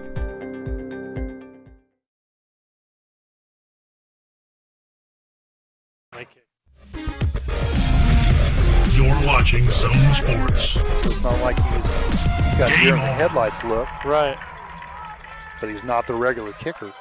And we're back 21-20 as the Mohawks come back and take the lead by 1. Yeah, we were just discussing the attempts for 2 throughout this game by the Trojans, and that could partially be that they are without Joel Bowling to kick for them, and this ball will go out of bounds. And Northwest obviously doing that on purpose to make sure that Portsmouth doesn't get a big kick return.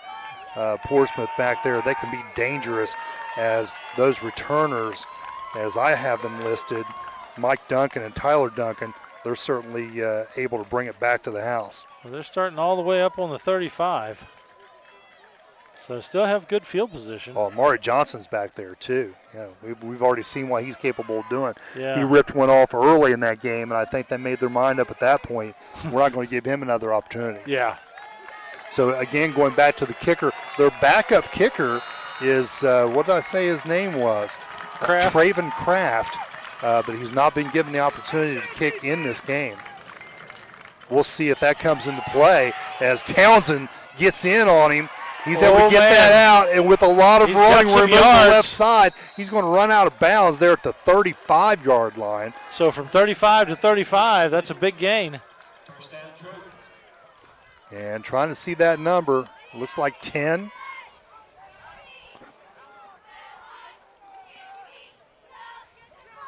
Was it 10? Looked like 10. Well, 10 is Jesse Dixon. He's a junior. So it's a big run, 35-35. Now it's 1st and 10.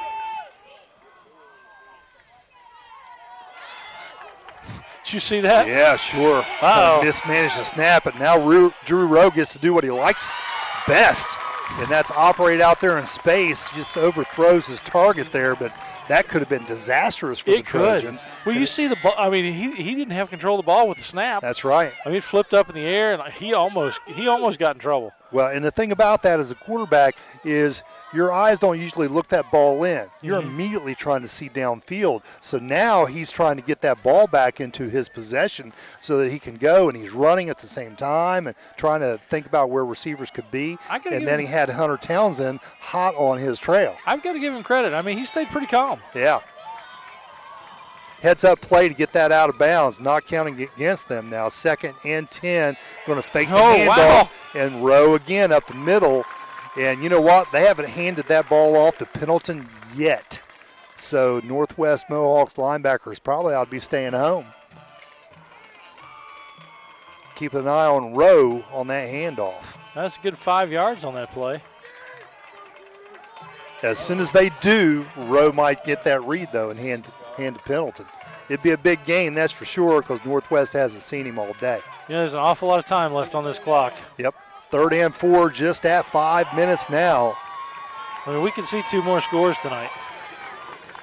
Well, it's been an exciting second half. Like I say, low scoring the first half. 4 touchdowns between the 2 of them here in the second. Northwest, kind of some late movement there. And Rowe, again, shake and bake as he gets dragged down from behind. That's 53 on the tackle. And again, he's hurt, is he? That must be Bear because I don't have a 53. And Bear, I don't have the previous roster, but Bear was the center. And he went to 88. So my guess is he put his 53 jersey back on and replaced the injured center in there. That would have been Owen Blaine. Ball's at the 21-yard line, 1st and 10. 4:15 left to go in this ball game. Plenty of time for a score, plenty of time to burn some time. Rowe again, this time he hands off, but that's to Amari Johnson up the middle, to be expected. They do a pretty good job up there. Caleb Crabtree with first contact. I feel like he might have been held a little bit there as I watched that play transpire. Looked like a gain of about 4. So Johnson's going to pick up a reasonable amount of yardage there. Manageable for Portsmouth now. They can do a number of things. As Coach Caleb signals those plays in.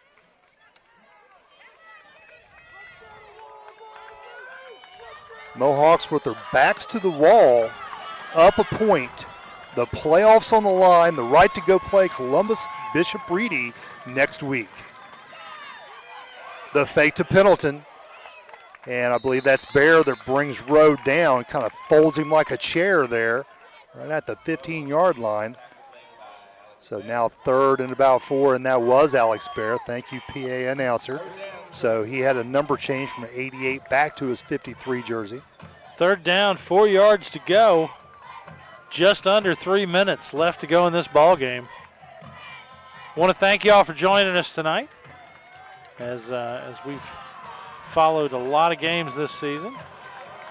Well, it's been fun. It has. This game has been special as Pendleton now goes in motion. Rowe immediately looks right. He's going to get tackled, and that's Hunter Townsend who sacks him from behind. Yeah, he just didn't see him. Big play out of Hunter Townsend coming from the backside. He just split that B gap and caught Rowe from behind. Didn't know he was hot on his tail. So big loss there, and that brings up a big 4th down 11. They get a stop here. That should be all she wrote. Trojans with 3 timeouts. They'll make it tough on them, but you don't get much bigger than this play right here, Chuck. No, this is it, Jay. This is for all the marbles. Northwest, 3 down linemen. They're going to do it. They're going to try to cover, and we got movement.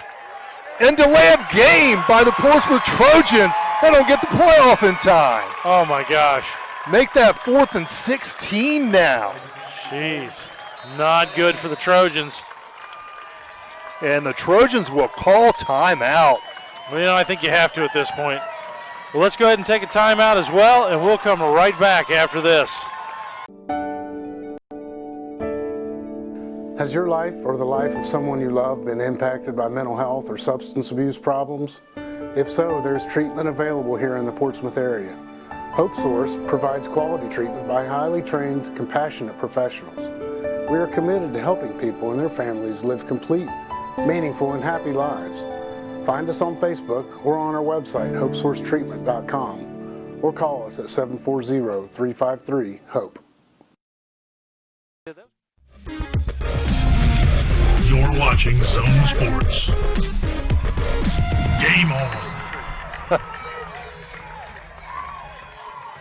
And we're back. This is going to be an incredible finish in this game, either way you look at it. I'm telling you what, so, Portsmouth made their way down the field, sacked. That put them well behind the chains, and then they get a delay of game. So now 4th and 16, and Portsmouth just really needed to collect themselves, call timeout. They realized this could be the play of the game right here. This will be the play of the season. 1:51 to go, 4th and 16. What's going to happen? And now we're going to stop the clock again, and Northwest will call timeout. All right, well, we'll take another break too, and we'll come right back after this. The library isn't just a source for books anymore. We are activities. We are local history and genealogy. We are entertainment. We are DVDs and books on CD. We are online. We are education. We are mobile. We are everywhere. We are still books and reading. We are here for our community. We are here for you. We are the Portsmouth Public Library. I love the library.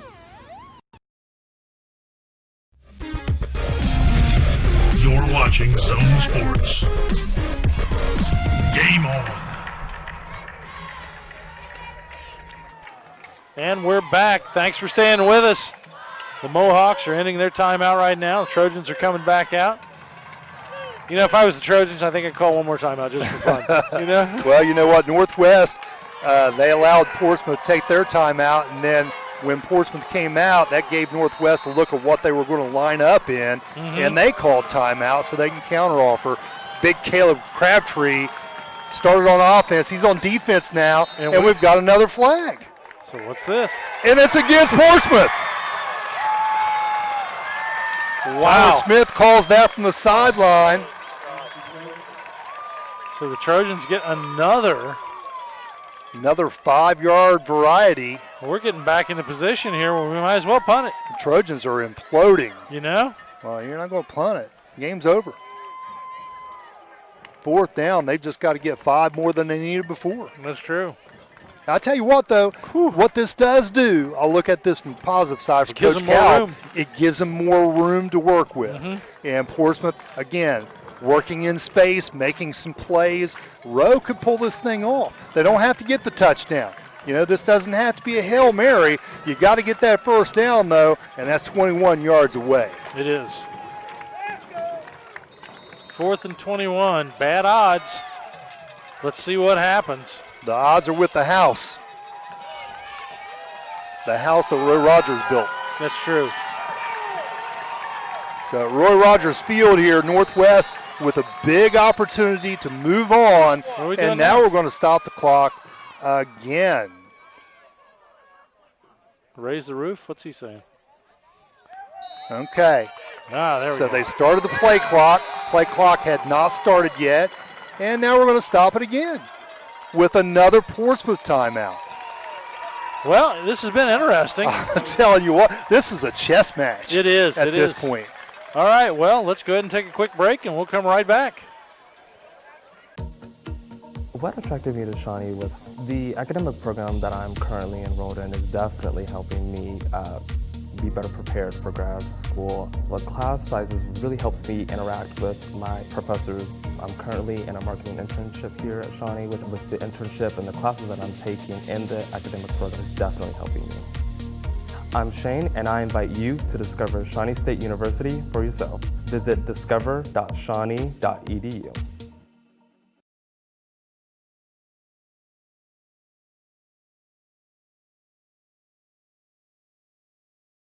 How about that inflatable that says "Good Blue"? That's You're it. watching Yeah, we'll Zone start with Sports. that. Game on.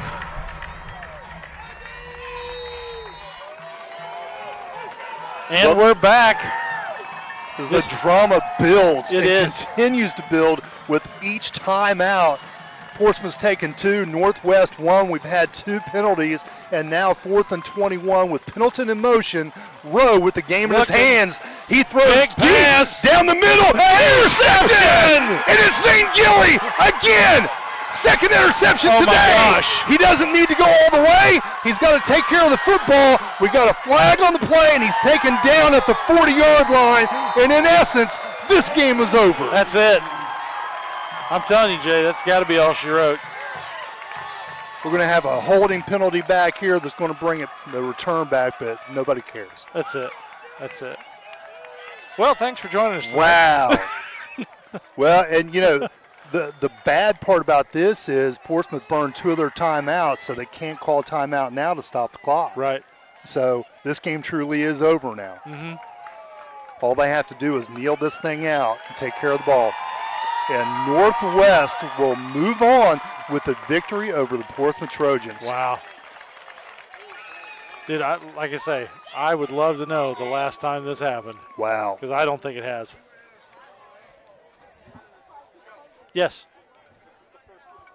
This is the first game ever that First time they've ever played each other? Oh, my goodness. Oh, yeah, Andy says here the PA guy announced it. Okay. First time they've ever played. Well, we've got headphones on, so we can't we really can't hear hear him usually. Occasionally we can, but. Yeah. First time ever. So they are in the best play in the playbook. It's called victory formation. Mm-hmm. So bunch those offensive linemen up there. Your quarterback, Austin Newman, will take the snap and take a knee. He has a back to his left and his right just in case he mishandles it. And then you've got who I think could be your player of the game back there, number 11, as basically your safety. In case something crazy happens, he'll make the tackle. So victory formation now. Give us a timeout. Portsmouth will burn their final timeout with 1:33 to go, and they have no other way of stopping the clock now. That's it. So let's go ahead and take a break, and we'll come right back after this. The library isn't just a source for books anymore. We are activities. We are local history and genealogy. We are entertainment. We are DVDs and books on CD. We are online. We are education. We are mobile. We are everywhere. We are still books and reading. We are here for our community. We are here for you. We are the Portsmouth Public Library. I love the library.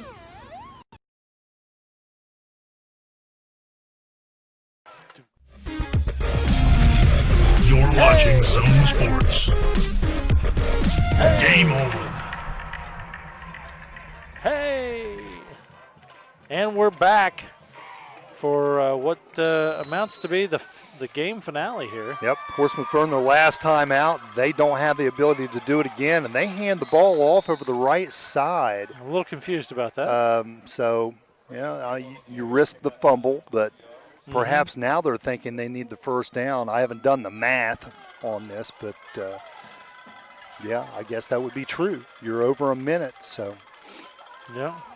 They're going to run this clock down as far as it can go. So 20 seconds, that's going to get it right around 50 seconds left in this game with fourth down to go. Mm-hmm.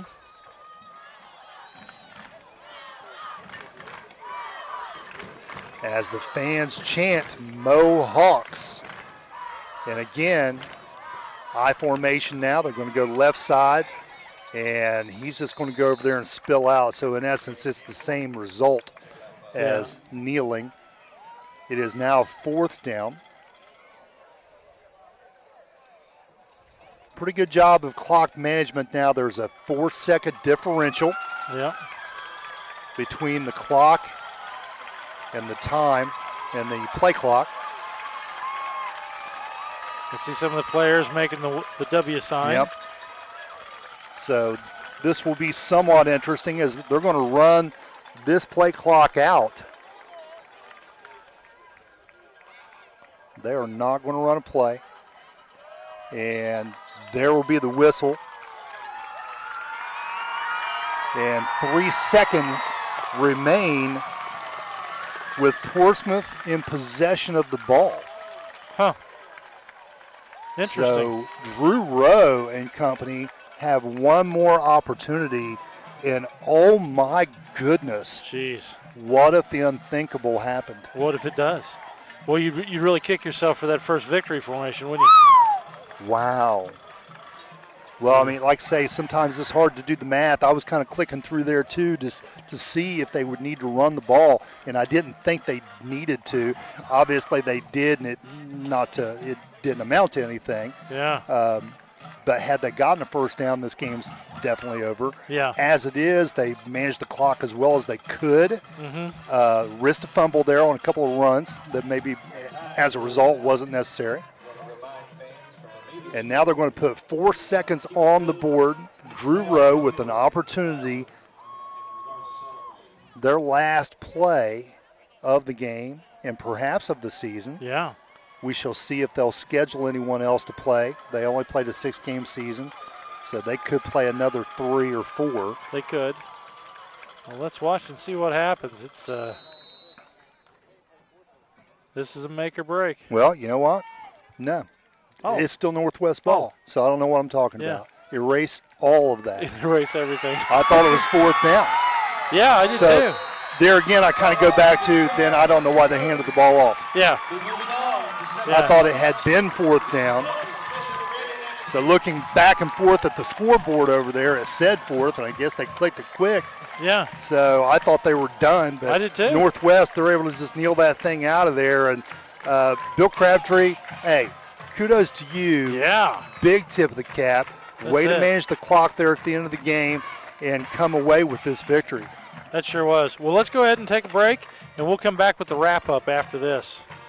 Are you ready to get on the right path for your future? At Scioto County Career Technical Center, you will be, with exciting new options in advanced manufacturing, robotics, 3D design, CNC, PLC, and CAD. We are providing the tools to inspire the problem solvers of tomorrow. Create, design, automate, and model virtually anything from scratch. It's all waiting for you at Scioto County Career Technical Center. For more information, visit us online at sciototech.org. Scioto Tech.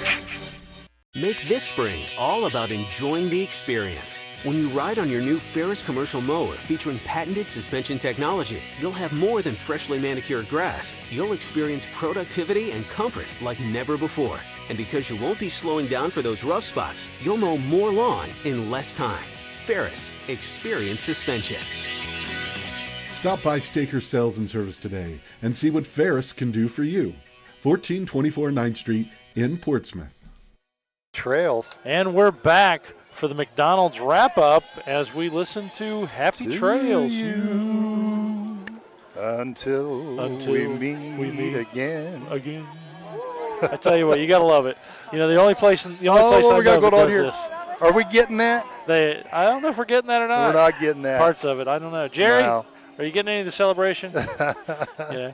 Again, we want to thank Bear and McDonald's. Townsend out here. You didn't see it, but they were out here doing the big run and the Belly bump smack. up in the air. Yeah. So, good stuff. Well, we want to thank McDonald's for their pregame and postgame wrap-up support this year, as they are always big sponsors of Zone Sports and area youth around our area.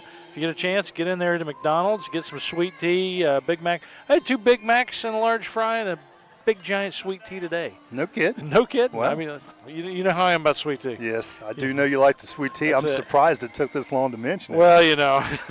Actually. I was trying to wean myself down, but I'm not going to anymore. I'm not going to. I love the sweet tea. There you go. It's the best sweet tea going. Yep. You know. So let's talk about tonight's game. One heck of a game. Probably the best game we have shot and watched all year. Well, I'm telling you what, it was just amazing. And, it went back and forth, so many times.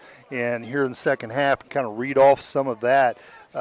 Austin Newman able to score with a 1-yard run, Sechrist kicks. And then in that same quarter, Rowe throws to Duff for 40 yards. And, they're able to score there and go for the 2-point conversion. And they connect with Michael Duncan on the receiving end of that one. And then into the fourth quarter we go with 8:39, Rowe with a 19-yard touchdown run, and it looked like the Trojans were on a roll, and maybe Northwest wouldn't be able to hold on here at home. But Braden Campbell with 5:47 to go, he has an 8-yard touchdown run. Dakota Sechrist, he's good on all 3 of his PATs tonight. He had a missed field goal to close the first half, but other than that, he was perfect. And the Northwest Mohawks, they clear a hurdle here to go to Columbus next week to play Bishop Reedy with this 21-20 victory. You know, I finally got clarification. I did see Bobby Lynch that I went to high school with and graduated. Okay. Connor is his son. Okay. And the other Lynch, Evan, is his nephew. So Connor Lentz is the one who had the ruptured appendix and wasn't able to play tonight. Yes. You know, and again, let's kind of go back to that before I apologize for my mismanagement. Oh, we had a big old problem there. You know, I feel like Tom Brady. The other night, Tom Brady did the same thing. So you know what? If Tom Brady can do That's it, it. I don't feel so bad about it. But he lost it down the other night. Thought it was third. Incomplete pass, and the game was over. Yeah. Well, we both looked over. I mean, right after that, and it was head fourth. It was like, okay. I looked at fourth, you know, and so, you know, I thought that was fourth down, and they were going to get the ball back. So, again, good job, Bill Crabtree, for clock management, taking care of the ball there at the end, doing what you needed to do, and coming away with the victory. You know, we've got your players of the game coming up pretty soon, but you know, I really got to throw it out there for Northwest. We talked about the bench over here before the game. They had 9 young men over here with crutches, and you know, it looked like American Revolutionary War picture over here. You know, I was looking for the drum and the fife. You know, I mean, they had the walking wounded over here, and some of these kids, you know, Lentz, Johnson, Blaine came back and played today and got hurt. Butler, Nunley, some of these were key players that they were missing from that roster, and still able to win against Portsmouth tonight. I know. That's crazy. So very impressive we're fine right victory tonight by the Northwest Mohawks over a visiting team that was used to going out and playing. 1-5, but used to going out there and playing some quality opponents. Yeah. And some of these games were super close too. Yeah. You know, 18-12, they lose to Gallipolis in overtime. Yeah. So Portsmouth's a good football team. They just started out slow tonight. Second half, they looked really, really good. Rowe really came out and rode that boat. And it looked like they might rode up to victory, and they just came up short. Trojans did a fantastic job. Northwest just outplayed them. Well, you know what? And keep in mind, for normal years, this is week 7. Yeah, right. Know, this isn't week 11. You know, this isn't week 12. This shouldn't be over. 7. I'm not even wearing a coat. I know. You know? I mean, it's crazy. You get to the last game of the season, you should be freezing. Oh, my gosh. You know, and we're not even in cold weather yet. Well, and like I say, so these kids, we're seeing kids playing playoffs far earlier than we've ever watched it. So you're going to see a lot more mistakes. You know, they're still getting better. That's right. You know, so. Well, you know, and the other part about that, we talk about injuries a little bit, especially on the Northwest side. A part of that was, too, because of the COVID and all that, that they had a very shortened summer practice. I mean, some of these teams had 1-2 weeks to prepare. Right. And the NFL is going through the same thing. You see a whole lot more injuries now because they didn't have that preparation going into the season. Right. So now people are getting hurt, you know. Sure. Northwest ran into a lot of that, and in spite of it, go over top of Portsmouth tonight. Yep. So it's going to be a fun trip for them to go up to Columbus tomorrow, or next week, I should say. However, they're going to have their hands full. Oh, man. Well, that's a Bishop Reedy team that's used to be in there. Well, that's the 6th seed. Yeah. You know, I mean, that's the top 8 or normally the seeds we're watching. Right. You know, so they're going to go play the top, 6th seed. Sure. You know, so that's going to be a huge deal. But honestly, an awesome thing for Northwest. You know, how freaking cool. Yeah. You know, second round of playoffs. So let's talk about our collision of the game. Monroe's framing collision of the game tonight. Well, our big collision of the game, it happened down here at the end, and love the celebration afterwards. Evan Lentz with a big hit over here on this sideline. We saw it happen right in front of us. I feel like we got a pretty good angle on that with our cameras. So 5'10", 250-pound junior had a big hit over there, celebrated it, and he had several throughout the game. You know, this is a kid that plays that inside linebacker and led the team with 57 tackles coming into this game. So we expected nothing short of a lot of big collisions. That's true. That's true. All right, moving on to the Portsmouth block, big block of the game. Big block of the game, and sometimes we'll give it to the entire offensive line. And honestly, you could probably do that tonight with this team. Mm-hmm. They had the injury there in the middle, and Alex Bear had to go back to playing a center position, which is nice that they didn't have to make some kind of transition there. That helped out the Mohawks that they had somebody that could step right in there.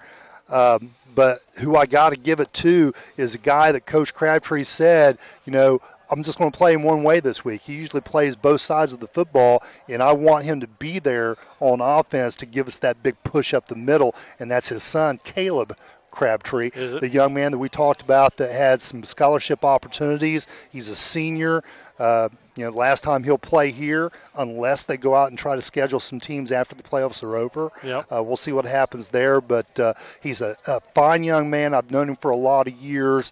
Coach's son. He's very intelligent, plays the game with a lot of smarts, and he's a big boy. We talked about his size. He brings a lot to the table at 6'2", 275. Big boy. And then lastly, the Toro Loco player of the game. Well, and it's a no-doubter. Had Portsmouth won the game, you would have to say Drew Rowe. Yeah. Drew Rowe had a big game, and had he been able to pull off that 4th and 21 and got them in there and was able to score, it would be Drew Rowe's award. Yeah, absolutely. Because he would be able to bring his team back. And, he threw the ball some sporadically. He had some drops, but that second half, it was Drew Rowe that got them back in this game with a lot of big runs. Yeah. All right? They didn't win the game. All right? So then you got to look at who ran the ball effectively for Northwest time and time again.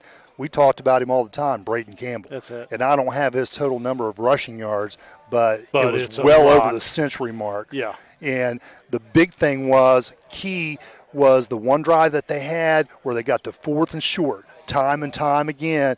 It was Braden Campbell that picked up that first down and kept that possession going. That's true. So big kudos to Braden Campbell. Talked about it at the beginning of the game. He's one of my favorite athletes in this county. He's a whale of a football player, and I really enjoyed watching him play tonight. I'll tell you, this is, like I say, this was a great game. Probably the best game we watched all season. Oh, absolutely. The drama there at the end of the game where you had 4th down and it started out to be 11, and then you had the penalty, and then you had a timeout, and then Northwest timeout, and then Portsmouth's timeout. It's like the drama just continued to build. Oh, it did. And I feel like the handful of people they allowed to be here because of the virus, they were just like, their hearts were in their throats. It's like, oh my gosh, what's going to happen? Don't call timeout again. Oh my gosh, we got to run this play. That's it. It was super dramatic, and just the way the whole thing unfolded, it was sure fun to watch. It sure was. Glad that we were able to come to this. I am too. Well, I want to thank our crew tonight. I want to thank Mary Millay on camera, Jerry Allen on camera, Andy Millay behind the director's seat, and I want to thank Jay Miller. As we've had a lot of games this season, we're going to not follow next week and kind of see what happens. And we may come back the week after. It just depends on how everything unfolds. Yeah. Spectrum has picked up a lot of games, and will be prohibited from doing playoff games that deal with Spectrum. Where they've already got something in place. It's a contractual thing, isn't it? It is with the OHSAA. Yeah. And so anyway, we want to thank you guys for watching each and every week that we do the sports season, football, and then as we have basketball coming up. I still don't know how they're going to do basketball yet. Right. But however they do it, we'll be right there to follow. We shall see. So anyway, all that being said, thanks for watching. I'm Chuck Jones. This is Jay Miller. And we're out of here.